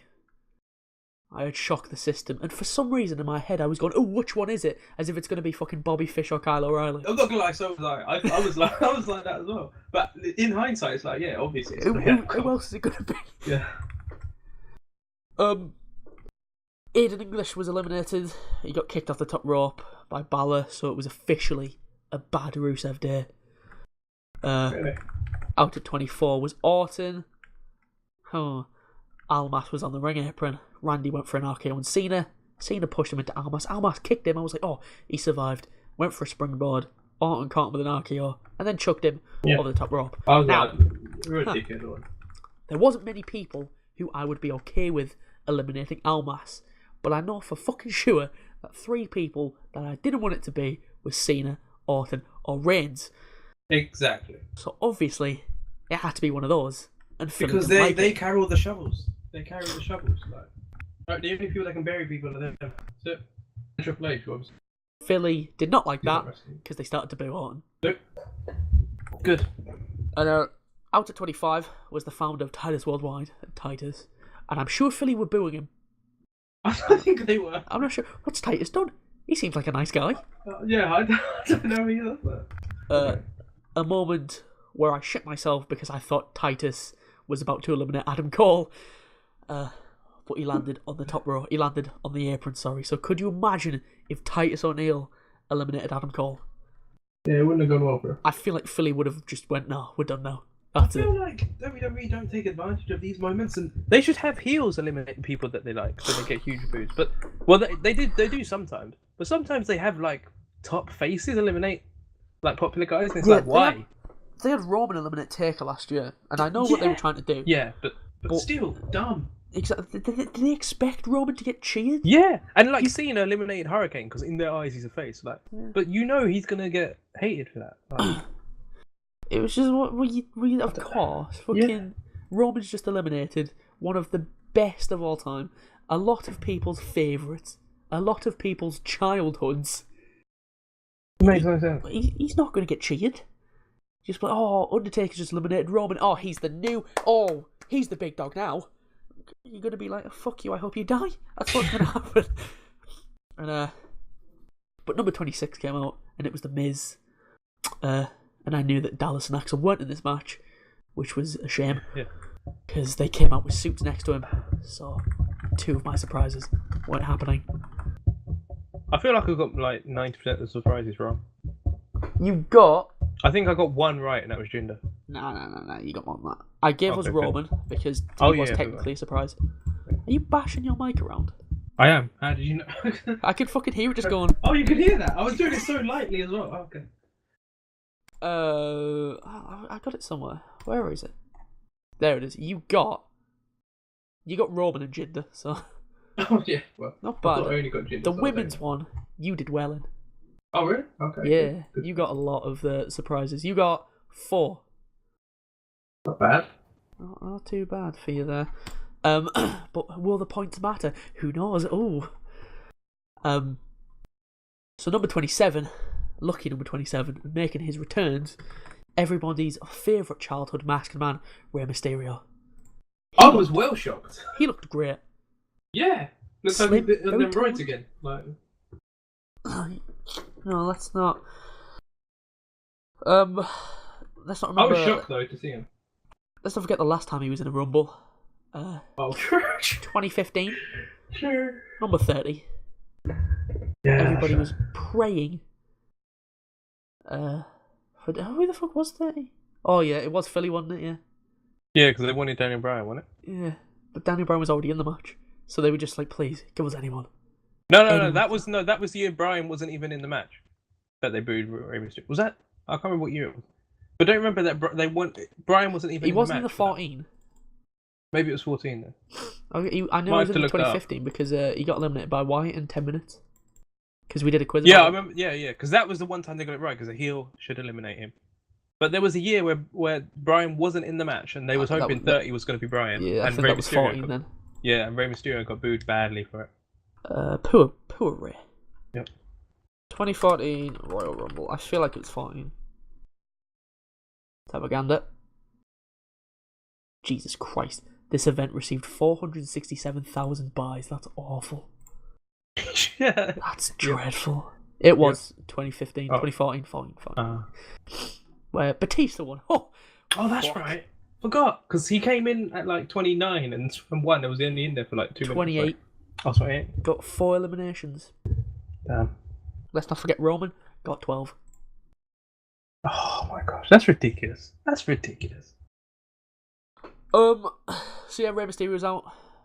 Not sure how I feel about him eliminating Adam Cole though. Well, it's Ray. Come on. It was the classic Mysterio elimination as well. Head scissors someone over the top rope. Yep. Hit 619 to Miz as well. And out at 28 was the biggest big dog of big dogs, is Roman Reigns. And now with Roman in, Michael Cole is a thing for Roman Reigns. I've noticed that as well. it's the big dog. Yeah, Big yeah, dog! you've noticed that, yeah? It literally frustrates me. Hey Hancha, it's Whoa. the big dog. It's the biggest big dog of all time. Big dog. First of all, he's not even that big compared to some other guys on the roster. Like, Right, that's right. yep, I'll be laughing out now that might have been called out. yep. If the next few months you just see Roman getting smaller and smaller, Yeah. we know that Yep, we the understand. guy that was arrested was telling the truth. Yep. That Roman was 100%. buying from him. Yep. Now Vince has got a guy. He knows another one. True. Vince was selling it back in the day. Yeah. And with Roman in, that was all the confirmed entrances. So I knew anyway because I was keeping track because I'm a nerd. I knew that the next two would be some sort of surprises or just people that weren't announced. Roman took Titus over the top, which I'm fine. I don't care. You can have him. Tried to get Miz over, but the Miz Taraj came in to find him. Was going for a skull crushing finale, but Rollins saved his boy, then hit a curb stomp, and they give a double power. Yeah, I couldn't believe that. I thought so. That's actually back now. It must be now that he's done it twice and on a I was bigger like, stage. whoa. And then they just I used to powerbombed love that Miz over move. the top rope. It was a good move. Yeah, it was great. What if you think about it? That's one of the most believable, legit finishers in history of like the whole company. I feel like that's the reason why they banned it. Yeah. I mean, you can kill someone with that. Yeah, 'cause Literally. even the story of why Vince banned it is it's not out. You know, it's like not it's not a normal Vince story. Yeah. Because normally Vince would be like, "Oh, I want to ban it because it doesn't look, it looks too good." Because that's Vince's mind. He banned it because he imagined a young Shane and Stephanie, and he imagined one of them just hitting a curb stomp on the other one. And killing the other one, probably. Exactly. That's what I was like, that's fine. Yeah, I suppose so. Because you can legit kill someone with a move That's like that. mental with that. Yeah, it is. That's why I'm surprised it's back. But then Roman turned on Seth anyway and just chucked him over Yeah, for his third elimination, and he was only in the match for about 3 minutes. He's trash. And number 29, what a surprise return this was, Goldust. You're right, man. Couldn't believe it. And then out at 30, to a surprisingly big pop, Dolph Ziggler. And, Yeah, at first, but then he got booed after. Yeah. I mean, we all know how I feel about Ziggler. Not a fan. Never have been. Yeah. But he got rid of Goldust. But then he was number 30. Yeah, Ziggler was number 30. And he was eliminated in about 2 minutes. Good. When Nakamura tossed him over the top rope. Good stuff. But yeah, he wasn't eliminated quite. But then in came Balor, who jumped. Nakamura dodged, and Ziggler went crashing to the floor. The final 6 then did a stare down because it was 3 new guys and 3 old guys, despite the fact that they're all about the same age. Yeah, I was about to say, there's not that much difference in age, though, to be honest. It was Roman, Balor, and Nakamura staring down Cena, Orton, and Mysterio. Orton hitting RKO with Nakamura. Lawler starts to shout, "Cover him! Cover him!" Before realizing that it doesn't work like that, and he even says in a quite quiet one, because he goes, "Cover him! Cover him!" and then he goes, "Wait, that wouldn't do any good." That wouldn't do any good. Tried to cover his mistake. Yeah. Orton got eliminated after he went for an RKO on Cena. Cena reversed. Superman punched by Roman and then just tossed over. Mysterio double 619 on Roman and Cena. I like the 619 in a Rumble match. It's a very clever move. The crowd was loving when he was doing it on those 2 pieces of trash. Oh, because it's like, it's a finishing move. He goes to the apron, but he goes through the middle rope. It's the perfect Royal Rumble move. Yeah, it's true. Because I always forgot. I was like, why is he going for a 619? He's going to get eliminated. And then I realised, wait, he goes through the middle. He's fine. Yeah, he can't. Yeah, he's fine no matter what. He hit the 619, did the springboard on Cena. He got up, but then he was just quickly threw out by Balor. Philly wasn't sure how they felt about that one. Yeah. Solid 50-50. And that left us with our final four. Balor, Nakamura, Cena, and Roman. I remember saying I thought Balor would make it to the final four, so... Cena and Roman stared each other down. You both suck chance. And I loved it. I was like, yes. And then Mark Cole tried to play it off as Cena is one of the greatest. No, he said Cena is the greatest of all time. Oh my god, he's not even like, top that's 10. Why he's getting you both suck chance, right? Cena quite clearly shouted now, and as he does that, Balor and Shinsuke came in. Yeah, he calls out spots way too. Anyway, I don't want to get into Cena anyway. Balor and Shinsuke scared each other down. Philly liked this one a lot more. Yeah, oh yeah. They went at it for a bit. Nice sequence before Cena and Roman stared down again. Philly again, booing the shit out of it. Take the hint, guys. Just don't do it. How can you be one of the greatest if you get reaction like that? Shinsuke and Balor went at it again. Shinsuke went for a Kinshasa. Balor reversed it with a nice double foot stomp before Cena came in and just dumped Balor out. And Philly, once again, started to sour. Yep. Cena has creative control. If he wanted to not bury people and just throw Finn out, he could have said, no, I won't throw him out. Let the other guys get out. And Cena and Roman really turned on the heel. They both attacked Shinsuke 2-on-1. Massive boost from Philly. Yep. Cena even looked at Shinsuke in disgust and said, "This guy?" As if it's just, Did he? Yeah. I didn't notice that.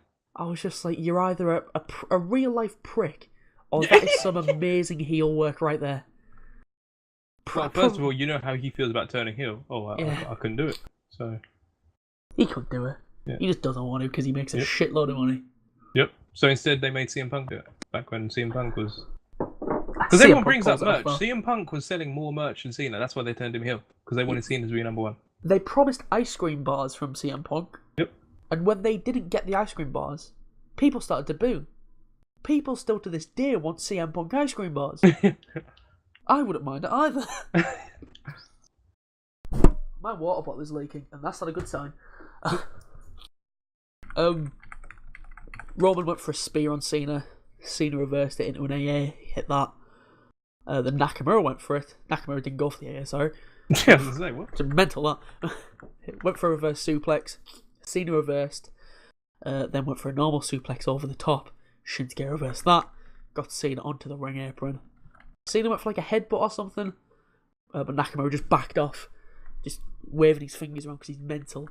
And then hit Kinshasa to Cena, who went tumbling to the floor. And our final two were Shinsuke Nakamura and Roman Reigns, the two people who we had to win. I thought Roman was winning at this point because I was like, because I always keep track of who just eliminated who, and I was like, Shinsuke got the last elimination, so Roman's obviously getting this final one. They're not gonna, because I was thinking they're not gonna let Shinsuke eliminate both Cena and Reigns. Come on, get out of here. Roman's winning. Yeah, so Shinsuke and Roman went at it before Roman hit a Superman punch, threw Shinsuke over the top. He landed on the apron. Roman went over. Shinsuke gave him a swift kick. Locked in a triangle with Shinsuke dangling over the apron, so I was positive that was it. Yeah, and I was like, even from a kayfabe standpoint, that's just a dumb move to do that. I think Roman's just gonna let go, and he's just gonna slide down. Yeah. But Roman eventually did get out, but Shinsuke was back in by that point, and Roman powerbombed him. Went for the spear. Shinsuke countered it, climbed the middle turnbuckle, hit a Kinshasa. Went for a normal Kinshasa, but Roman reversed it into a spear. Again, that's it in my head. The spear looked trash, by the way. You know, so it's like he headbutted him. He's got an awful spear. Yeah, it used to be so good. That's one thing I used to say. Oh, at least his spear's good. It used to be really good. He was killing people. That looks awful. Spiked Shane McMahon on his head last year. Oh yeah. Mental. Yeah, Roman picked up Shinsuke, tried to just dump him out, but he held on, wriggled free, hit a rebound Kinshasa, and then Nakamura dumped Roman over the top, and Nakamura is headed to Mania as the winner of the Men's Royal Rumble match. Finally, a decent Royal Rumble with a decent winner. Been a while since we've had that. Yeah, 2010, like I said. A few moments where I was worried, but yeah, thankfully... I'm not going to lie saying I thought, I conceded to myself, Roman's winning. Thankfully, looks like we're getting Nakamura versus AJ Styles. And after the match as well, Renee Young came in and asked Shinsuke who he's going to face at Mania, so they did have the chance to take on either champion, but who in their right mind would take on Brock? Choose Brock! Imagine if some fucking jobber won. Like, imagine if fucking... I don't know, imagine if Balor won. And you just went, I bet you just called Balor a jobber. Yeah, well, he's not even a jobber, but you know. Yeah. Imagine if he just, I think I'm going to take on Brock. Yeah, even though I just see them two face each other and Brock's won, right? And Brock's just a monster. Because I'm mental. Yeah, exactly. Like, yeah, that's a good point. But that's the kind of thing they'd have a face do and be like, I want to face the biggest challenge. Like, no, in real life you don't do that, okay? You don't face Brock. Come on. Now, if I had the chance to take on Brock Lesnar or a child in an actual fight, I'm taking on the child. Yep. I don't care if it's not fair. Me versus Brock isn't fair. Damn right. Damn right.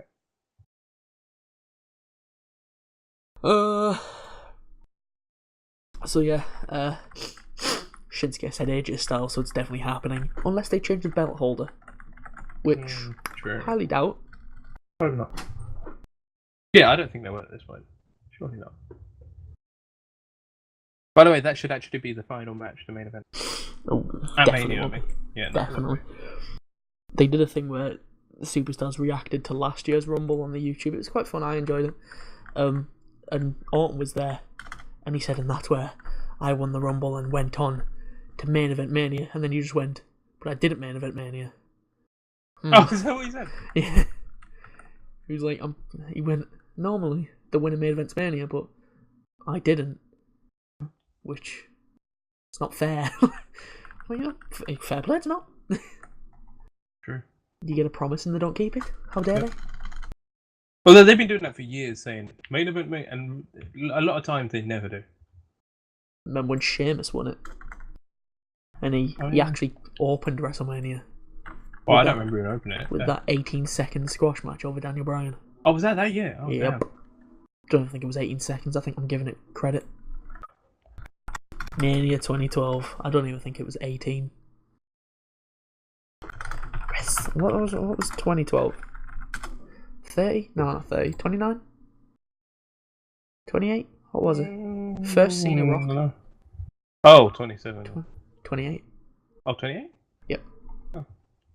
It was 18 seconds. I bet I couldn't do that again. Wow. Good me. So Nakamura won the Rumble. I think it was quite obvious it was either him or Roman. Yeah. Considering like the betting odds have been Shinsuke for about 6 months. Really? Yeah. I'm glad I stopped looking at that stuff. It's mental.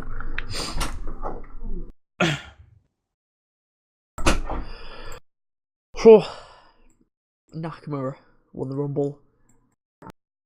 Next match was Cesaro and Sheamus versus Jaden Jordan and Seth Rollins for the Raw Tag titles. Nobody cared about this match. Nah, and they kind of gave the result away. Yeah. You want to know the problem with having 2 Rumble matches? After the first one, the crowd is likely to be all rumbled out, be too tired. True. And they were, because they were dead for this match. Yep. I'm pretty sure there was a lot of empty seats, probably going to the toilet, get some food, why not? Treat yourself, because nobody cared. Jason John literally didn't do anything. He went face first into the ring post and was down for the entire match. He did tag in and then immediately tagged himself out. I didn't watch this one, by the way, so I mean... It was just a 2-on-1 match. Really? Seth versus Cesaro and Sheamus. But Seth was fighting well because he's the best to ever live. So he did survive until they finally got him with a white noise elbow drop combo, and Cesaro pinned Rollins. It was just simple. Let's move on. Why did they win the titles in the first place then? No idea. Oh, by the way, they're clearly turning Jason Jordan heel slowly. I'm not sure why I care. I don't care, to be honest. They broke up Gable and Jordan because they had big things in store for Jordan, I guess. But both of them are at the Royal Rumble losing tag team championship matches. Yeah, true. Where have they gone? Why did you just keep them together and have Shelton Benjamin as a single wrestler? Singles. That would have been better for everyone, I think. So next match, it was at the Universal title, Braun versus Kane versus Brock. Carnage. It was match started, everyone just going after each other. Mainly Kane and Braun that were the people that were going after each other at the beginning. Kane hit a chokeslam on Brock, and it was then just Braun and Kane hitting each other. Brock came back in with a chair, hit Kane in the back, and then went for Braun, but Braun literally punched the chair out of Brock's hands, and then There was leveled a him bit with of a clothesline. miscommunication where I thought it looked like Brock got a bit pissed off at Braun. Like when he hit that knee or something, because he got up and Yeah, like punched him stiff. in the face, legit. Stiff. And then he said something because they bleeped it out. Because you can tell when they bleep it out. Just silent. Brock obviously said something. I was like, whoa. It was a stiff knee. Yeah, don't get him angry. Because remember, that's not the first time that Braun's pissed off Brock. Because do you remember when Braun was trash and he was in the Wyatt family? Yeah. And there was the Royal Rumble, and Braun wasn't selling for Brock, and Brock started swearing at him and started jumping up, hitting him with these knees. I was like, Braun, don't piss him off again. He'll kill you. Brilliant. Braun then went to the outside, got 2 tables from underneath the ring, set one of them up normally, then set the other one leaned on the turnbuckles in the other corner. He went for Kane. Kane grabbed him by the neck, but it was Braun with the chokeslam. Brock broke up the pin, hit 3 German suplexes. But Braun, speaking of no selling, Braun was straight back up. Yep. Picked Brock up and hit a running power slam through a table. Went for the pin, but this time Kane broke it up. Braun again, go for a running power slam through the other table, but Kane got out, and Braun was already falling through the table before Kane even pushed him, so that took it away. Braun got hit with a chokeslam. Brock broke up the pin again. Brock with an F5 on Kane. But with Braun that just picked Brock up and German suplexed him. So Brock, tasting your own medicine. And then the announce tables took a hit. Braun dragged Brock over to one of the announce tables. Brock F5 on Braun through the announce table. And then he literally buried Braun under the other one. Which I'm sure... Didn't they do that with Brock? Yeah, I think it was Braun that did it to him, wasn't it? I think Braun's the one that did it to him as well. So, just reversed the stuff. Then the other announce table set up. Kane looked like he was trying to choke on Brock through it, but Brock got out. And got Kane on his shoulders, hit an F5 to Kane on the table. It didn't break. But it took a good few seconds before it eventually gave way. Yep. Then the other table started to move. And just Braun threw it off him. Got back up, and Brock sold this perfectly. His face, which is Yeah, oh shit. Yeah, his selling's underrated. He really does sell for people. And his facial expressions are usually pretty good. They both got back in the ring. Braun hit a power slam. Didn't go for the pin. He picked Brock up. Well, that was weird. He did at first, and then he thought, no, Just it's like he snatched botched it. He was like, oh, I wasn't meant to pin. Then he picked Brock back up, hit another one. But Kane came in, started to go wild with the chair. Kane forced Braun out the ring, went for a tombstone on Brock. Brock got out, pushed Kane. F5 on Kane to retain his title. Boom! Winner. Chicken dinner. And went pretty much as well as we all expected it to. Then, as Brock was going up the ramp after the match had finished, Braun was on his feet in the ring yelling, "You didn't beat me." So can we just change Mania, please? That's what I said. If you're not going to give us some mojo, have us Braun versus Brock for Mania, at least. Braun. Come on. And then have Braun going over. Yeah, this actually gave me some hope that they might change. Because why would they do that otherwise? Why would they have him? And even Booker T was like, "These two will face each other again." Didn't he say that? Something like that.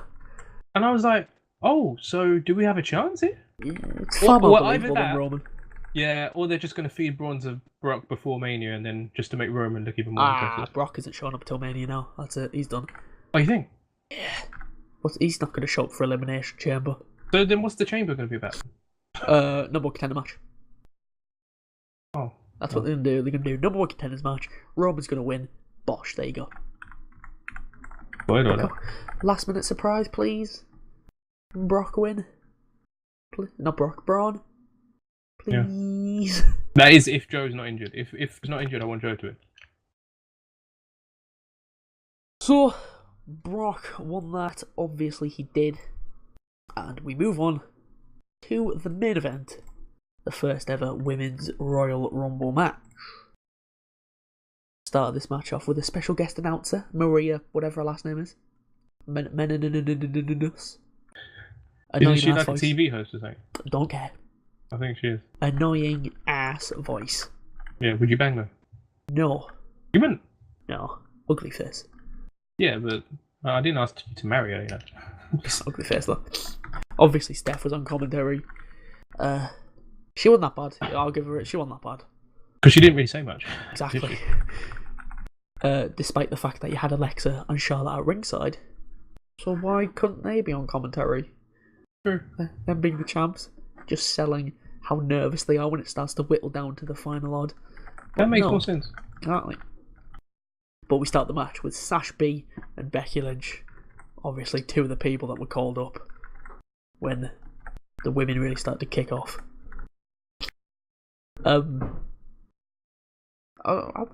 Would I prefer Sasha Bailey? Probably. Bailey needed something. Bailey? Yeah. With Sasha and Bailey being the 1 and 2. Oh, what? That's what you would have done? Yeah. I'd give her, instead of Sasha being the Iron Woman, I would have given it to Bailey. Because she needed something. She needs something right now. She's trash dead. to me, so. She's dead in the water. Good. Come on. We all like Bailey. We all know what she's capable of. Nothing. So, Sasha and Becky start off. They went at it for a bit, and obviously nothing happens. Sarah Logan was number 3. Who cares? Number 4 was Mandy Rose. Who cares? Do you care? Take that as a no. No. Number 5. I thought it was a rhetorical question. Like, you actually did me, John. Genuine answer. Then we got to number 5, which was the first surprise of the match. A lot of surprises in this match. She was number 25 because they were clearly saving her for this, as it was Lita. Still looking. Yeah, because remember we was complaining about why she wasn't there. You could tell Becky was especially excited about this. I read an interview like a couple of years ago that Becky was just a massive mark for Lita. Fair enough. Lita had names on a forearm for women that couldn't be here tonight, that Steph said. And the one that I saw was Luna, and I have no idea who Luna is.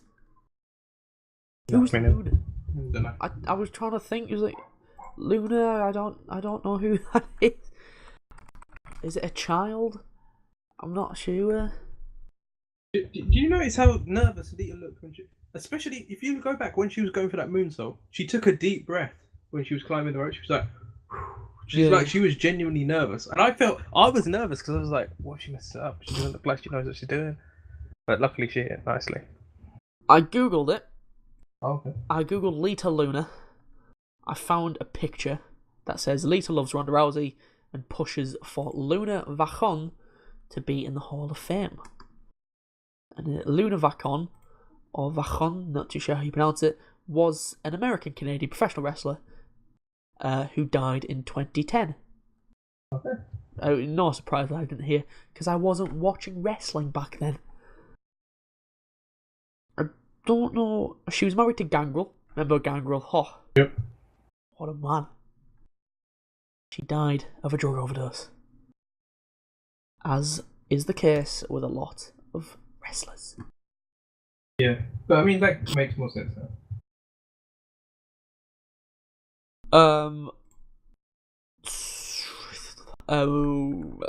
Steph also mentioned China. Shock.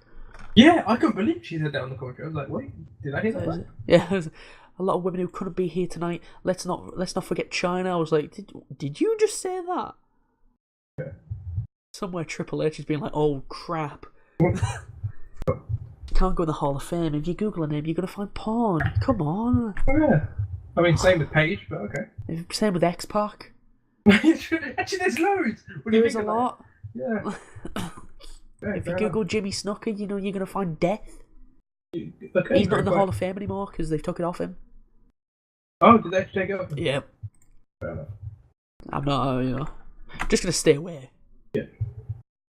But he did it. Oh, okay. What? Did it. Okay. Like there was a thing. It must have been his birthday or like the anniversary of his death a few days ago. I think it was his anniversary of death because I remember it was in January. Yeah. And Tamina posted a picture that said "Dad," and then that so must have been like a year since his death. Yeah, exactly a year. Yeah. And I bet she got buried for it. No, she put something like best dad ever, and then in my head I went, yeah, but he's a murderer though. And then I clicked on the picture. The first reply I saw was, but he's a murderer. Wow. So I was just like, wow, people are thinking the same as me. He did it. Right? No comment. Comment though. Who did Snuka kill? Was one of the questions asked on Google. He did it. Let's move on. Took a dark turn. But who cares? Because I'm mental. Mandy Rose was the first eliminated. Lita pushed her off the apron. Pretty simple. Mandy Rose? Nah. What about the way she looks? I know you are. To a degree, not like a big, but yeah, to a degree, the way she looks, yeah. Nah. Not even the way she looks. Nah. Oh, okay. Too Well, plastic. I thought you'd be all over that because I'm not a blonde, but I don't like blondes usually. But I thought you'd be all over that. Too plastic for me. Oh, okay, yeah. Even the face. Yeah, she's had a lot of work that you can tell. I like blondes. Yeah, I'm not a fan of blondes. Then after number 6 came out, another surprise that me and you never really mentioned because it was Kairi Sane. I can't believe we didn't even think of that. I forgot about her. I doubt this is a proper call-up, just a one and done. Yeah, I'm pretty sure. We did see an elbow, thankfully. Yeah. Hit one on Sasha Banks. But I thought that as soon as she went on top rope, she'd be pushed off. But, thankfully we did see one. Number 7 came out. Speaking of it, it's Tamina, which I thought was a surprise because I didn't recognise her music because I don't care. Yeah, didn't actually have music. Then when she came in, for some reason, when people normally come in the Rumble, they go on their little spree of attacks. But when Tamina came in, Lita went on hers. And she hit a DDT on Tamina, a Twister Fit for Sasha, and then one for Becky, and they were quite bad Twister Fits. Yeah. Like, really slow. I understand that she's singing. She isn't as young, but the crowd started to chant, she still got it. Yeah, she was moving kind of gingerly as well. Yeah. I guess she does because she hit a double moonsault on Sasha and Becky. Yeah. Like I said, which she was nervous about. Unlike Trish, by the way, though, that Trish came in and was smooth. In comparison, Trish is just a lot better. Trish looks a lot better as well. Yeah, I agree. She has breast reduction. She got them smaller. Yeah. Mental. I'll tell you who looked awful though. Actually, well, I'll say it when you get to it. So I'm trying to think. I'm gonna. Oh, what in terms of who looked awful in the ring? Tori Wilson. Tori Looked like Wilson. she didn't know what the hell she was doing anymore. I was like, whoa. Michelle McCall looked good, just She smooth was as well. fucking gone mental. She wasn't she? I've got stats here. Oh. Michelle McCool, most eliminations. Wow. 5. Yeah, her and Trish were smooth with the comeback, but Tori, she didn't look like she didn't know what she was doing. It didn't look good.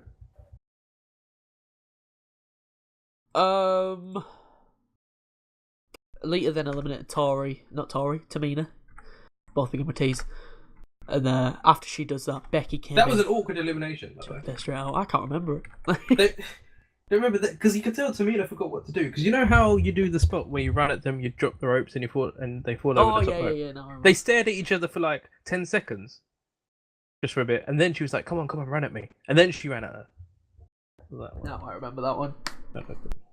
And then just after Becky lobbed Lita out, and Dana Brooke came out at number 9. Who cares? Number 8, sorry. Dana Brooke did eliminate Kairi Sane, so fuck you. Yeah, she was on the top rope. Kairi fought off for a bit, but then Dana just pushed her and then she was gone. Number 9 came out, and that was your gal, Tori Wilson. Dana was actually eliminated by Tori when Tori was on the ropes. Dana ran at her. Tori lifted her onto the apron before drop kicking the legs, and that sent her down. Very smart elimination. Number 10 was the women's division's Ty Dillinger. It's not really. It's just Sonya Deville. Oh, you're not a fan of it, then, no? I don't care. Yeah, Sonya got herself an elimination though. She got rid of Tori. Kicked her off the ring apron. Number 11 was a Riot Squad member, Liv Morgan.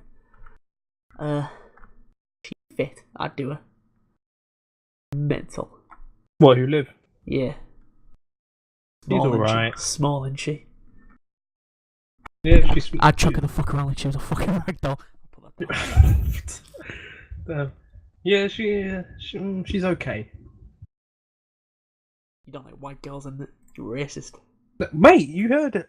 I like Alexa Bliss. I like Asuka Lawrence a lot more, you perv. Well, I keep scrolling down Twitter, and I keep seeing pictures of Asuka Lawrence. Really? I'm like, I'm not following her. Why is this? And then I look at the top, and I just see Hancha liked. I was just like, oh, you perv.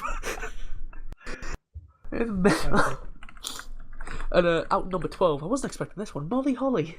I was well shocked. I was like, wait, what? 2 times women's champ, former hardcore champ, mental, and she just dumped Sarah Logan out instantly. Then 13 was Lana. You know, happy reset day, everyone. She got in the ring and immediately Liv Morgan and Sonya were just teaming up on her. For Lana, I don't know, slapped Sonya. Wasn't a good slap. Like it was to the tit. And then they just started Rusev Day. Yeah, as they should. It's Rusev Day. And out at number 14, the most dominant woman in history according to eliminations, Michelle McCool. Oh, yeah. Crowd started to chant Undertaker because, you know, oh yeah, married. I didn't really like that one though. Neither did I. Like, she's her own person. Come on. She had a lot of success before Undertaker. I'm sure she probably didn't like that chant either, to be honest. But Undertaker didn't like that either. Yeah. I mean, the Rusev Day one makes more sense, but...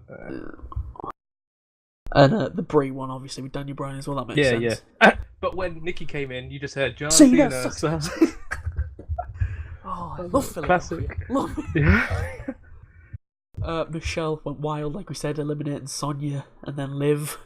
Then Molly Holly. She went on a tear. Yeah, she did. Molly Holly, Sasha Banks, and Becky Lynch were all just napping on the outside, which is why Sasha Banks was probably in it for the longest amount of time, because she spent a lot of this match down. A lot. Lana came back in, but Michelle just dumped her over herself as well. She got herself like 4 eliminations, like 2 minutes. Basically, when Michelle McCool came in, and by the time the next entry came in, she already had 4. Yeah. She went on a tear. Sasha and Becky came and went for Michelle, and then while they were doing that, number 15 came out, was a parrot in disguise, Ruby Riott.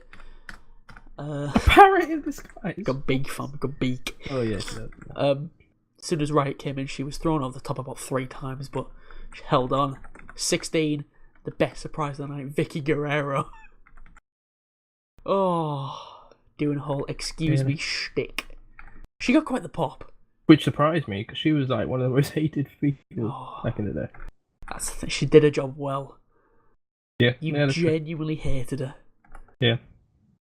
She still had the mic in the ring, got all the women to stop. Then she I like that. They all just turned and looked at her, and then she went, "Michelle, buddy."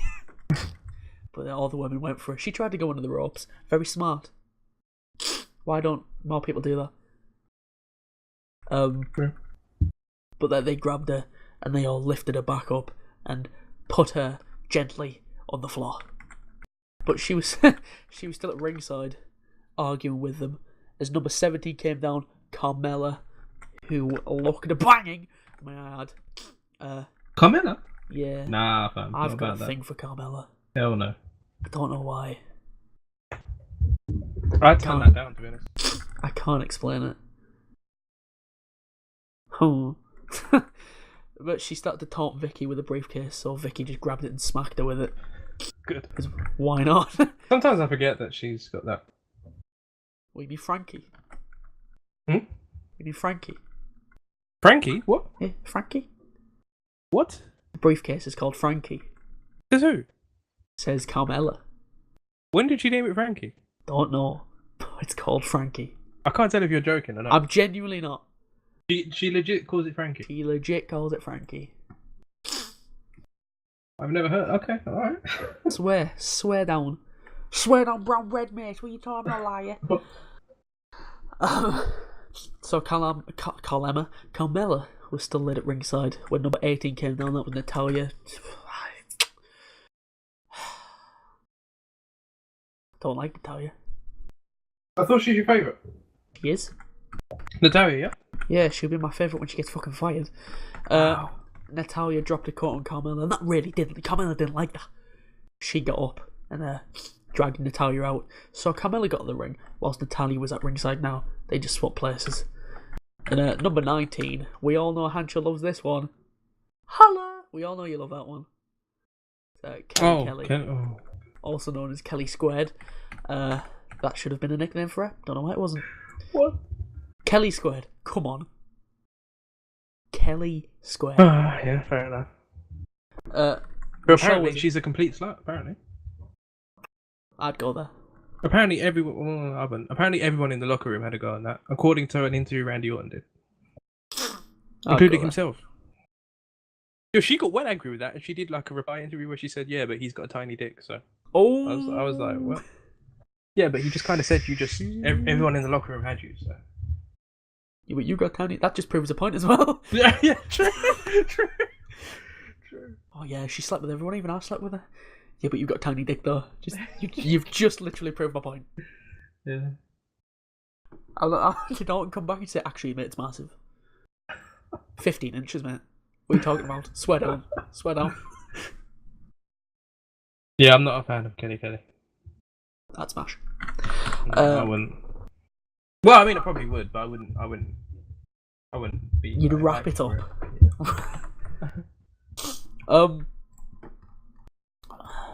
Michelle was out next. Kelly hit a poor head scissors before Natalya just threw her over the top. And to the floor. Naomi was 20. Because, again, not a fan of Naomi. But Becky was eliminated next. Ruby got her over the top rope. She held on for a bit, but Ruby was prying at the fingers as she came off. And out at 21, the first ever Black WWE Women's Champion, Big Jacqueline. And former Cruiserweight champ as well. Yeah. Beat Chavo Guerrero. Poor Chavo Guerrero, man. They just did not care about him. Number 22 was the woman who, she's not like most girls. It's Nia Jax. The big woman. Not like most girls. Jacqueline was eliminated by Nia. Horn at the ropes, but Nia just dumped her out. Kelly came in from behind, but Nia again just dumped her out. Then it was Ruby, Nia, but Nia just gorilla pressed her and threw her on the turnbuckle. And they just flipped her out as well. Then Naomi, she tried to do a head scissors. Nia had her in a powerbomb position. She was put. She put her on the apron, hit her down, but she was caught by the women at ringside. She was trapped on the barricade, still not eliminated. So Naomi is the women's Kofi Kingston. That's pretty much what they established in this, wasn't it? That's her thing now. Pretty much. 23, Ember Moon, really selling the arm injury from Takeover. Yeah, which shocked me as well, though. Did not hit a single move with that arm. Pretty limp for the entire match. And she got ragdolled by Nia Jax. Nia Jax just threw her from one corner to the other, and she flipped about 6 times in the air. She went mental. And then Naomi, they cut back to her. She's tight roping across the barricade. Got a chair from that god awful ring announcer, not JoJo. Then wheelbarrowed herself to the stairs and got back in the ring. But it didn't matter though. She went to the top, Nia caught her and just threw her out. So that was worth it. And number 24, Beth Phoenix. Yeah. I like the fact that they played it like that every other woman in this match, this is their first Royal Rumble, but they mentioned when Beth Phoenix was coming down, it's not hers though. True. She was in, what was she in? 2010? 2011? 2010? It was I can't 2010. remember the year. 2010. She dumped Great Khali out. Yeah, that's great. So Nia Jax and Beth Phoenix went at it. Not sure whether I would like to see this match. Undecided. Nah, don't want to see Nia Jax. But then Natty came in to help Beth. They did get Nia up, but she went through the middle rope. Then Natalya and Beth hugged it out. I legit almost forgot there was a team. Best buds before Natalya slapped the taste out of Beth's mouth and tossed her over the top rope. 25 was Asuka. She got in the ring. Carmella squared up. Asuka went for a kick. Carmella did what any normal person would do as she screamed and ran away. That is true. Then she didn't matter anyway because she kicked Sasha, Natalya, and then Carmella got one anyway. And then up stepped Ember Moon, who I completely forgot was in the match. So it was a nice moment when I realised who just came into shot. Ember did hit the Eclipse on Asuka. Again, she didn't use the bad arm. Great storytelling. Asuka completely no-sold it though. You know, well, she sold it for a second, then just completely got up and she just stumbled near the ropes. Yeah. Ember ran at her. Asuka got her over. She landed on the apron, so Asuka grabbed the bad arm and just sat down. So Ember went flying into the floor. 26 was Mickie James. Nothing happened between her and 27. And lucky number 27 was surprise return, Nicole Bella. One of your favourites. Who, Bella? Nicole. Oh, I thought you said Paul Bella. I was like, what? Big Paul. Yeah, I was What's like, up, Paul? She got elimination as well. She put Carmella on top turnbuckle, and Nikki hot-shotted her off the apron and onto the floor. And then number 28 was Brie Bella in her first match since, what, 2 or 3 years? I don't know. Mania 31, I think. And we're coming up to 30, or 32. I'm not sure. In a few years. Yeah. And I feel quite dumb that none of us got Brie for a return. I mean, I put Nikki down. Why didn't I put Brie? Yeah, true. Obviously, the Bellas teamed up to get eliminations. And number 29 was Bayley. And after that was all the confirmed names for the Rumble. So we knew that number 30 was a surprise. And the crowd between number 29 and 30 were chanting for Ronda Rousey. Yeah, and I thought I was like, oh, well, Ronda's obviously here because of this is the last match, so obviously she's there. And at number 30 was that blonde woman, Trish Stratus. I was quite shocked. I was certain that it was Rousey. Same. I was like, oh, he's Ronda. Trish hit a double DDT on the Bellas. Again, another rivalry for that I forgot about. Mickie James. Mickie James, yeah. Great rivalry from back in the day. That whole stalker Mickey gimmick was great. Yeah. When she did the V sign and licked between them, banging. It's been removed from the network because of how bad it was. Damn it, was it? Yeah. No. They cut that bit out. Why? She did a Trump. She grabbed her by the pussy. Oh, yep. And then she licked it. Mental.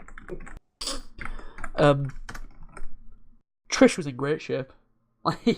Yeah, she was. She did that head scissors, that where she holds the bottom ropes and flips up. I don't know what it's called. Yeah, she did that a few was times. legit just banging it out. Smooth with it. She went for a head scissors takedown on Mickey. Mickey pushed her off. Trish hit a big kick, and that sent Mickey to the floor. And Nia came in, leveled Trish. Then all the women went for it, but she pushed everyone away because she's mental. She's the biggest dog. Who's really the big dog of the Simone family? The big dog. And just as you have to do, everybody teamed up on Nia, and eventually every single woman in the Rumble eliminated Nia Jax. And Philly booed that for some reason. I don't know. I'm not too sure why. And then a shock for me because Sasha grabbed Bayley and chucked her over the top rope. Corey Graves does not like Sasha Banks. He was burying her. The amount of times she's just a detention seeker. When she chucked Bayley over the top, I love how Corey just went, I knew it! Fair play. And Natalya was next to go. She looked Trish in a sharpshooter for some reason because she doesn't know what she's doing. Trish got up, pushed Natty over the top, and then Natalya went down. And then Trish went out next. I mean, you couldn't have just swapped one around, so I could have got an extra point for predicting that she was in the final four. But no. She went for a DDT on Sasha. Sasha reversed it, pushed Trish over the top, and our final four were Sasha was acting very heelish. She was. Like 5 minutes. As soon as she eliminated Bayley. Yeah. Heel. Final four with Asuka, Sasha Banks, Brie Bella, and Nikki Bella. Those two last names. Just chuck Trish in there for one of the Bellas. Yeah, You're fine. Then all three women, like we said, healed up. Went for Asuka. Sasha went for the double knees in the corner to Asuka, but as she hopped up, the Bellas caught a knee each and chucked her out. And then the Bellas teamed up on Asuka. But they made it obvious who was going to win with the Bellas and Asuka being the last three. Bellas teamed up on Asuka, for Asuka got the upper hand, started kicking the Bellas. She chucked Brie over the top, but Brie held on. And as she was on the apron, Nikki came in to grab Asuka and help her. And we all knew that it was coming. Nikki turned around and pushed, and then elbowed Brie off of the apron. We all knew it was coming. The final two were Asuka and Nikki Bella. Not gonna lie, I was worried. I was a bit thinking, if they dare do this, that's the kind of right. If they really do this, that's what I wouldn't say worried. I was just like, they're going to. Oh my god. Nikki put Asuka on the apron, hit her with an elbow, and when that elbow connected, I was like, fuck, they've done it. They've actually gone and done it. She went for another one, but Asuka caught her, hooked one leg under the chin, pulled her onto the ring apron. So both women were teetering on the edge of the ring. Nikki hit Asuka with an elbow. Asuka went down. Again, I was like, they've done it. But when Asuka hit the floor, she kicked her legs out, took out Nikki's knees, and Nikki went to the floor. So the winner of the first ever Rumbles match was Asuka. I mean, was it obvious? I thought it was too obvious. Like, Corey's been saying it for weeks. Every week on Raw. Yeah. Asuka's going to win the Rumble. It was either her or Ronda. And then, as soon as 30 happened, and it wasn't Ronda, I think we all went, it's Asuka. Oh, for the record, I still thought Ronda was going to come out. Because I kept watching. Because I was like, but they didn't put this on last for nothing. Ronda is going to come out. Yeah. So, Asuka won. But after the match, both the champs came to the ring because they were both at ringside. They both lifted the belt, and as Asuka was staring at them, deciding which one, and as she was doing that, we heard the walk-on music that Ronda Rousey used. I'm gonna say my rep, that one. I don't know the name of it. The crowd popped because they saw what was on the Tron. We never saw the full Tron. No. I remember we saw SEY at the end of Rousey. Why didn't they just show the Tron? Just bad camera work. Because Corey was going, it's not. It's like, what do you mean it's not? We don't know what's happening. And she, so, you know, after a while, Ronda Rousey came on the stage to a massive pop, wearing, I was going to say wearing a Roddy Piper shirt. It wasn't. It was basically a Ronda Rousey shirt that was in the style of a Roddy Piper shirt. Pretty much. Is Ronda just a massive fan of Roddy Piper? You know it. I don't. That's where she got. That's where she got her nickname. I was going to say. By the way, she actually asked in person, Roddy Piper, if she could take that nickname into that's nice. UFC. That's nice then. Yeah, that's always been her favourite. Yeah, I thought it was cool that she asked about him first, and he was like, "Yeah, cool." Yeah, that's what I was like. I presume that they're fine. Yeah. Oh my god. What? You know the jacket that she was wearing, that leather jacket? Yeah. That was Oh, it was. that was Rowdy Roddy It was Piper's hot. jacket. Yeah, you're right. Mental. You're right. Yeah. That just clicked as well. I googled Ronda Rousey Roddy Piper. Yeah, And, wasn't it? said apparently his son gave it to her before she came out. Oh, for the record, I didn't like this smiley baby face Ronda Neither Rousey did that I. came out. What the hell was that? Because remember last time she was in the WWE ring when she was with The Rock, Yep. she was screw facing. She was acting like a heel. Well, not really acting like a heel, but she was Yeah. screw facing, beating people up. I thought that was gonna come out. She came out slapping hands and smiling, and I was like, "Who is this, Bailey? Get out of here!" I wanted her to come down and I wanted her to be a heel. I wanted her to come down and be angry and pissed off. Not be smiling. I feel like she can't be a heel. She's going to be cheered. Yeah, but at least to have her act like a heel. Yeah. Have a bit of Kevin Owens. Kevin Owens acts like a heel, but he gets cheered. Yeah. So Ronda came down, as we said, smiling. Then she stared Charlotte down, so that's where they're going. You think? Yeah. I feel ever since the Mae Young Classic, which you haven't watched, have you? Have you watched it now? No. Yeah, they were teasing the four Oh. horsewomen versus four horsewomen. They've been teasing that for months. Yeah. Well, if it's against Charlotte, then fine, have Ronda kill her. Because I was worried about Asuka versus Ronda, but if it's against Charlotte, have just Ronda kill her. I'm fine with that. She went to shake Asuka's hand. Asuka slapped it away. Yeah, I like that. Cause Asuka's got balls. yeah. It's like, Asuka ain't playing. I don't mind that because Asuka would be pissed. She's just won the Rumble, Yeah. and this bitch, it just came out and stole the spotlight. Yeah. But Well, I mean, it's to be Ronda fair. Rousey, so you know, yeah, she's a way It's her bigger star spotlight. than any of them will ever be. So it's her spotlight. Yeah. And that was it. She didn't say a word. She was smiling. Left the ring. you realise she's gonna have a Lesnar type Yeah, schedule because they can't afford her. I know they can't.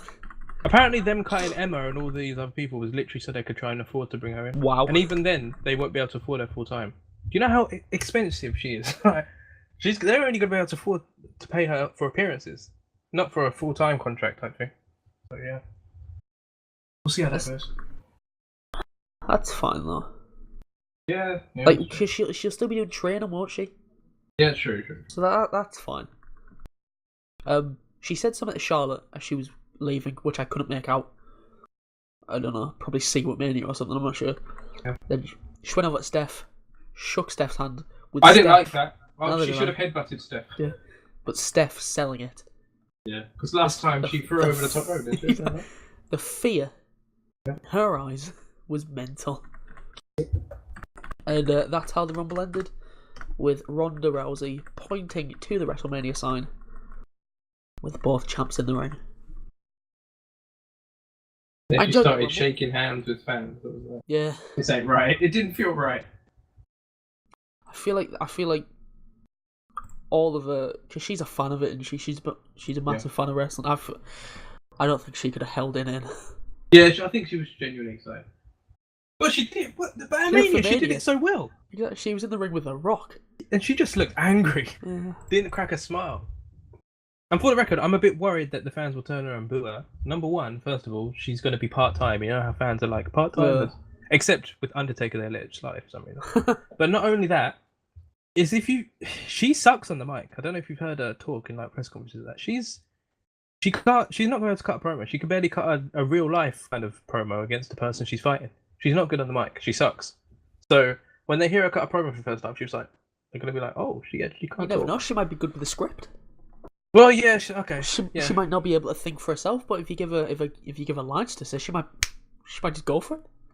She hasn't got much charisma either, by the way. She really doesn't. She don't like being punched either. Nah. He's like, she's good at she looks standing there and looking confused. intimidating. Like, that's about it. Like, don't have her talk too much because she's not a good talker. She needs to be what we wanted Roman to be. Don't say we, I just never wanted Roman to be on TV. I did. Back in the day, when they turned Roman, and I was like, look, I'll give Roman a chance, but as soon as he cut a promo, I'll have someone cut one promo just to see how they fare. If they don't do well, shut them up. Don't have them speak. Have them come out, kick people's ass, especially Ronda. Have her come out, kick someone's head off, break somebody's arm, Yeah. and walk away. Yeah. Oh, you know that's going to be a finisher. Just patting it down. Armbar. Should be. Yeah. Yeah. So they need to stop other people from using that. They might actually stop other people from using armbar now. Her and Shayna Baszler can use it, I reckon. Yeah. Only have people who are legit submissionists use it. Yeah. And the thing is, she's got to submit everyone and break people's arm now. But remember, her thing is she used to win fights in like 10 seconds. So that's obviously going to be her thing. She's just going to... And that's another thing that's going to turn the fans on her, I think. They're going to get bored of her just beating everyone in 5 seconds, things like that. I think she's going to end up being booed eventually. You've got no hope. Yeah, I don't think she does. So Hancha, that's a Rumble done. What do you think of it, all in all? It was better than... It was good, but not quite great. It was good. If we compare it to last year's, it's world class. Oh, well, then it was amazing, yeah. If we compare it to 2015, world class. Sensational, yeah. But if we compare it to like 06, you know, when Ray won from number one. I was about to say that was Rey Mysterio, wasn't it? Ray won from number one for Eddie. Yeah. Not going to top it. Yep. Sure. Compare it to 99, where Vince McMahon won. World class. And Ray actually won the title that year, didn't he? Yeah. They didn't give him a proper run with it, but still.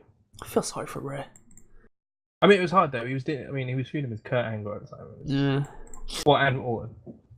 Yeah, it's just poor. So, Hancha, got some stats for you. Okay. I want you to see if you're good at guessing stats, because you're good at quizzes. We've established this, but how good are you at seeing how well you can remember stuff? Basically, a quiz. Great. So the men's Royal Rumble match. Who do you think got the most eliminations? And there were 2 people joint. Roman and Cena, probably. One of them is Roman. Oh wow! I was actually saying that sarcastically. One of them is Roman. Roman. I'll give you another one. Finn, because he was. It was Finn. Yeah, because he was just in there a long time. So. The men's Iron Man. I presume you'll know. Who spent the longest in? Finn. Yeah. Finn. Think about it. Finn took an hour to do what Roman did in what? Yeah. 15 minutes. Like 15 minutes he was in. The second longest. If you see if you can get it, I doubt you will. Surprising one. I think who was in there? Was it Andrade? It was Shinsuke Nakamura. Oh. 44 minutes he was in there. Yeah. Oh yeah, I forgot he came in early, didn't he? Came in about 40, was it? 40, 50. The third longest. This one is shocking for me. Okay, so that's. I feel like that might be Andrade, but give me. I'm gonna say Andrade. It was Rusev. What? Rusev was in there for half an hour. Didn't feel like it. I thought Andrade was in there for about that time. Damn. I'll have a look. But I'm sure Andrade was only in there for... I can't say Andrade, I hope it's Andrade. I felt he was in there for about 20. Oh, and they were a minute apart. Oh. Andrade was in for 29. Oh. You know, same thing really. Shortest in there. Oh, Sheamus. I've got 2 seconds, because that's correct. From the second he got in the ring, from the second he was chucked over the top rope, 2 seconds. But people want to count. By the time his music played, they've started from there. Because on the Wikipedia page, it says 20 seconds.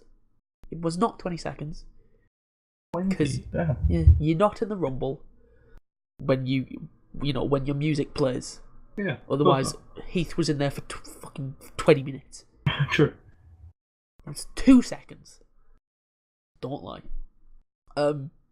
Second shortest time. Heath. Hurricane.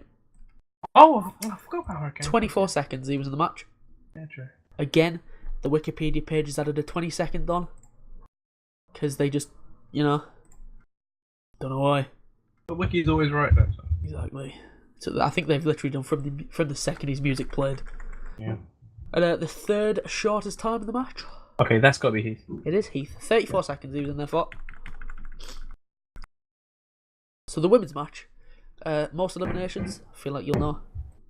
Oh, you said Michelle McCool. Michelle McCool. Who do you expect the longest amount of time in there? Oh, Sasha. Sasha Banks. 54 minutes she was in there for. The second longest time, a big gap between first and second.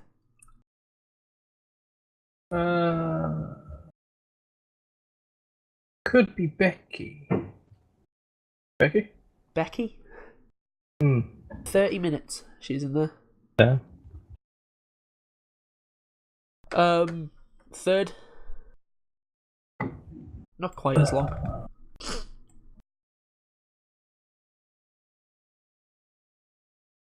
It could.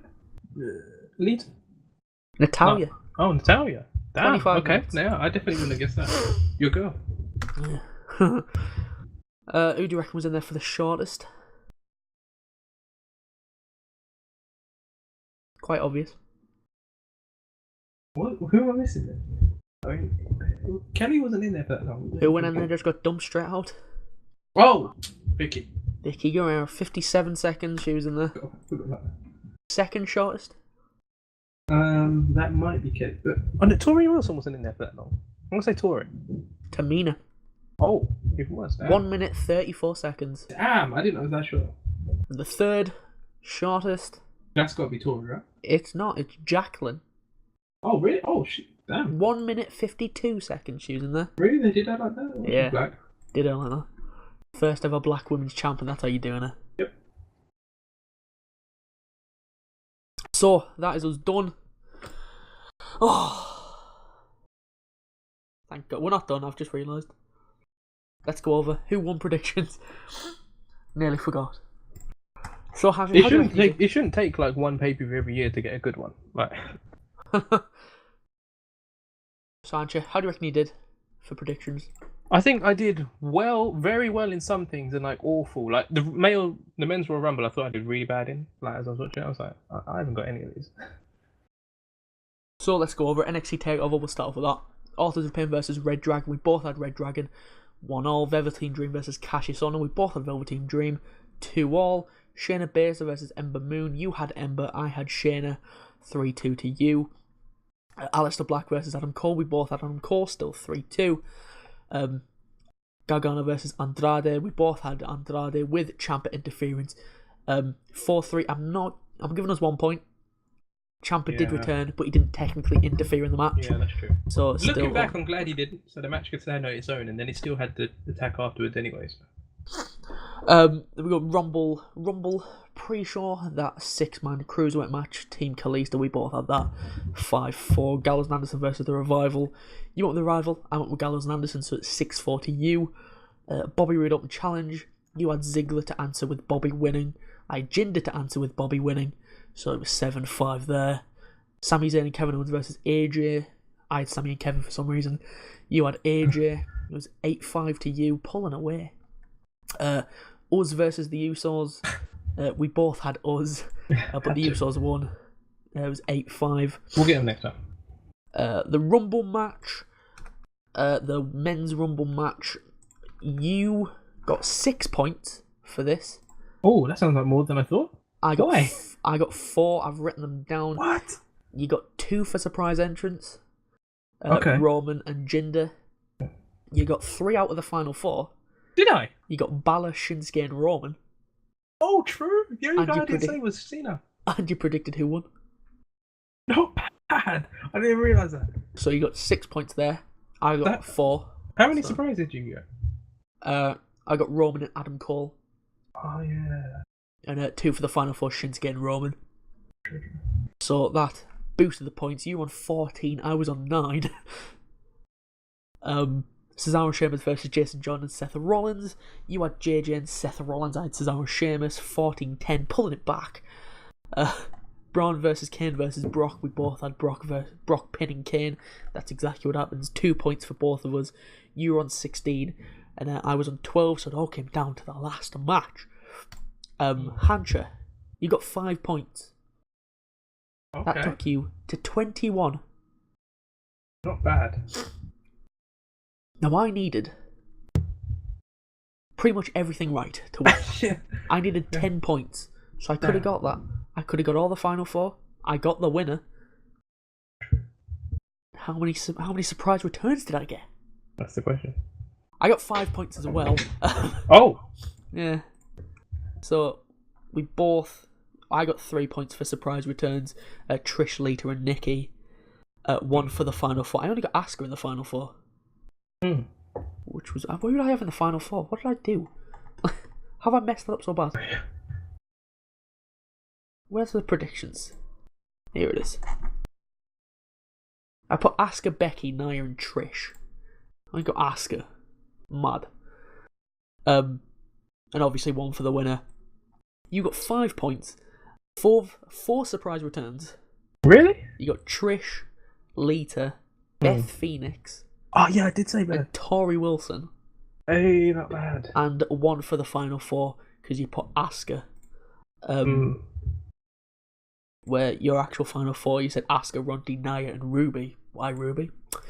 But it doesn't matter anyway because the final score was 21-17, and the new portion of wrestling champ is Hancha. I'm back where I belong. God, it's happening again. Yes. Yes. Okay. I will go on a run now till SummerSlam. Oh, that's what At happened least. last time. At least. That's what happened last time. The last time you had this was SummerSlam. Damn, so yeah, it's been a while. Yes. So the first 2018 episode is ended on a quite down note. I think it's ended on a positive note. What do you mean? I don't. See, the last time you got it, you went on a 1, 2, 3, 4, 5, 6, 7, 8, 9 win streak. Yes. No, I don't want that to happen again. It has to. It has to. I was on a 5. God damn. 5's still pretty good, but It's no 9, is it? So that is us done. How'd you get some wise words ready? What? Look, I'm giving you time. Isn't it your turn for wise words? No. So be sure to like, subscribe, hit that bell, so you stay notified. We're on the road to 200 subs. Be sure to subscribe. Otherwise, I will send the boys out to your house. Yeah, you don't want that. We're just like 75 away. 85. I can't do maths. 85? 85. So we'll be there in a week. We're fine. We'll do it. Next pay-per-view is Elimination Chamber, which is like a month away, so still a bit of time. Yeah, good stuff. Elimination Chamber, Fastlane, Mania, Bosh. We're getting there. So that's it, Hancha. Take us with some wise words.